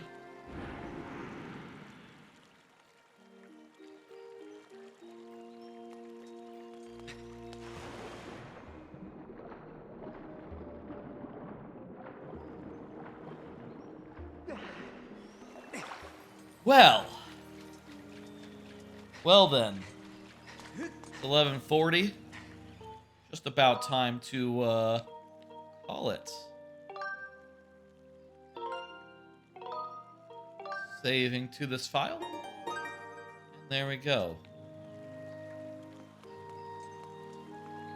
Fish dungeon. We did it. That one right there. It's done. It's the least awkward position to point a sword in. That dungeon over there. Over that way. Over that way. I did it. It's done. And next we'll be going to the mountain area for its second visit, which is, I believe, dominated mostly by a extended stealth section, which is interesting. It's interesting that that's the case. We'll also have to do another trial, and there'll probably be some more bullshit that, you know, pads out the runtime of the game. But those two things, I think, are better. The stealth sequence is better than a lot of what we saw here tonight, and perhaps we should, you know, be grateful when that comes. The lighting effect is pretty nice here. I like the beams of light reflecting, or like the god rays. Kind of gives it like a painterly pastel look. Ooh. We are done for tonight, though. Let me just ask, hey, what are we doing next? What's our objective right now? Return to the Isle of Songs. Yeah, next time we'll return to the Isle of Songs. We'll get a second song, and that will be that. Let me do the ooh. Camera. It's a big sword from this point of view. Let's go ahead and do the things that I do at the end of a stream. I'm just gonna say when the next stream is. Friday, 6 p.m. Central. Mario Maker 2 viewer levels as normal. Next Tuesday, I will be back with more Skyward Sword HD. After that, I am sort of interested in trying out that Celeste 64. Maybe that could be part of Mario Maker on Friday. Or maybe that could be a separate stream down the line. Maybe that could be like a Saturday stream again. I didn't dislike doing that Saturday stream last Saturday. I will say I had a pretty busy Saturday after that stream, but spending like 2 hours doing a stream in the morning, that's fine. I don't mind that. That's pleasant. Hell, maybe it could even be a 1 hour stream next time. I really don't know how long that Celeste 64 is. It's a free game that they apparently made in like a week or so. So, can't be the most elaborate thing in the world, right? Right? Right. Yes, everyone agrees. I'm just saying everyone agrees, but who knows? I always do a raid. I'm gonna do a raid right now. Let's see who's online real fast.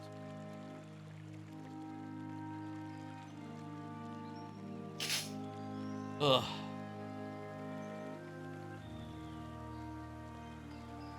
Andy Havoc. I don't know what Andy is doing, but Andy Havoc is always a perfectly good raid. Let's do that. Thank y'all for stopping by, for watching me go through this here chunk of Zelda Skyward Sword. I appreciate it. I will see y'all. I will see y'all next time. Let me wait until the raid is ready to go, and then we'll end. Next stream will be Friday, 6 p.m. Central viewer levels. Not doing Thursday streams for the time being because I'm still getting used to the job. Though I think soon I might. I'll say I have been planning on doing 2 streams a week for a bit, but last weekend I did a stream. I think this weekend I probably will do a stream. I think next Thursday I might try to do that collab that I want to do. So ending up doing 3 streams a week still, despite me saying I want to take it easy because new job. Whatever, that's all fine. Streams are good. It's fun to stream. I'll see y'all on Friday, 6 p.m. Central. Looking for more Skyward Sword will be 8 p.m. And maybe I'll do Celeste 64 like Saturday around 11 a.m. or something like that. Bye, folks.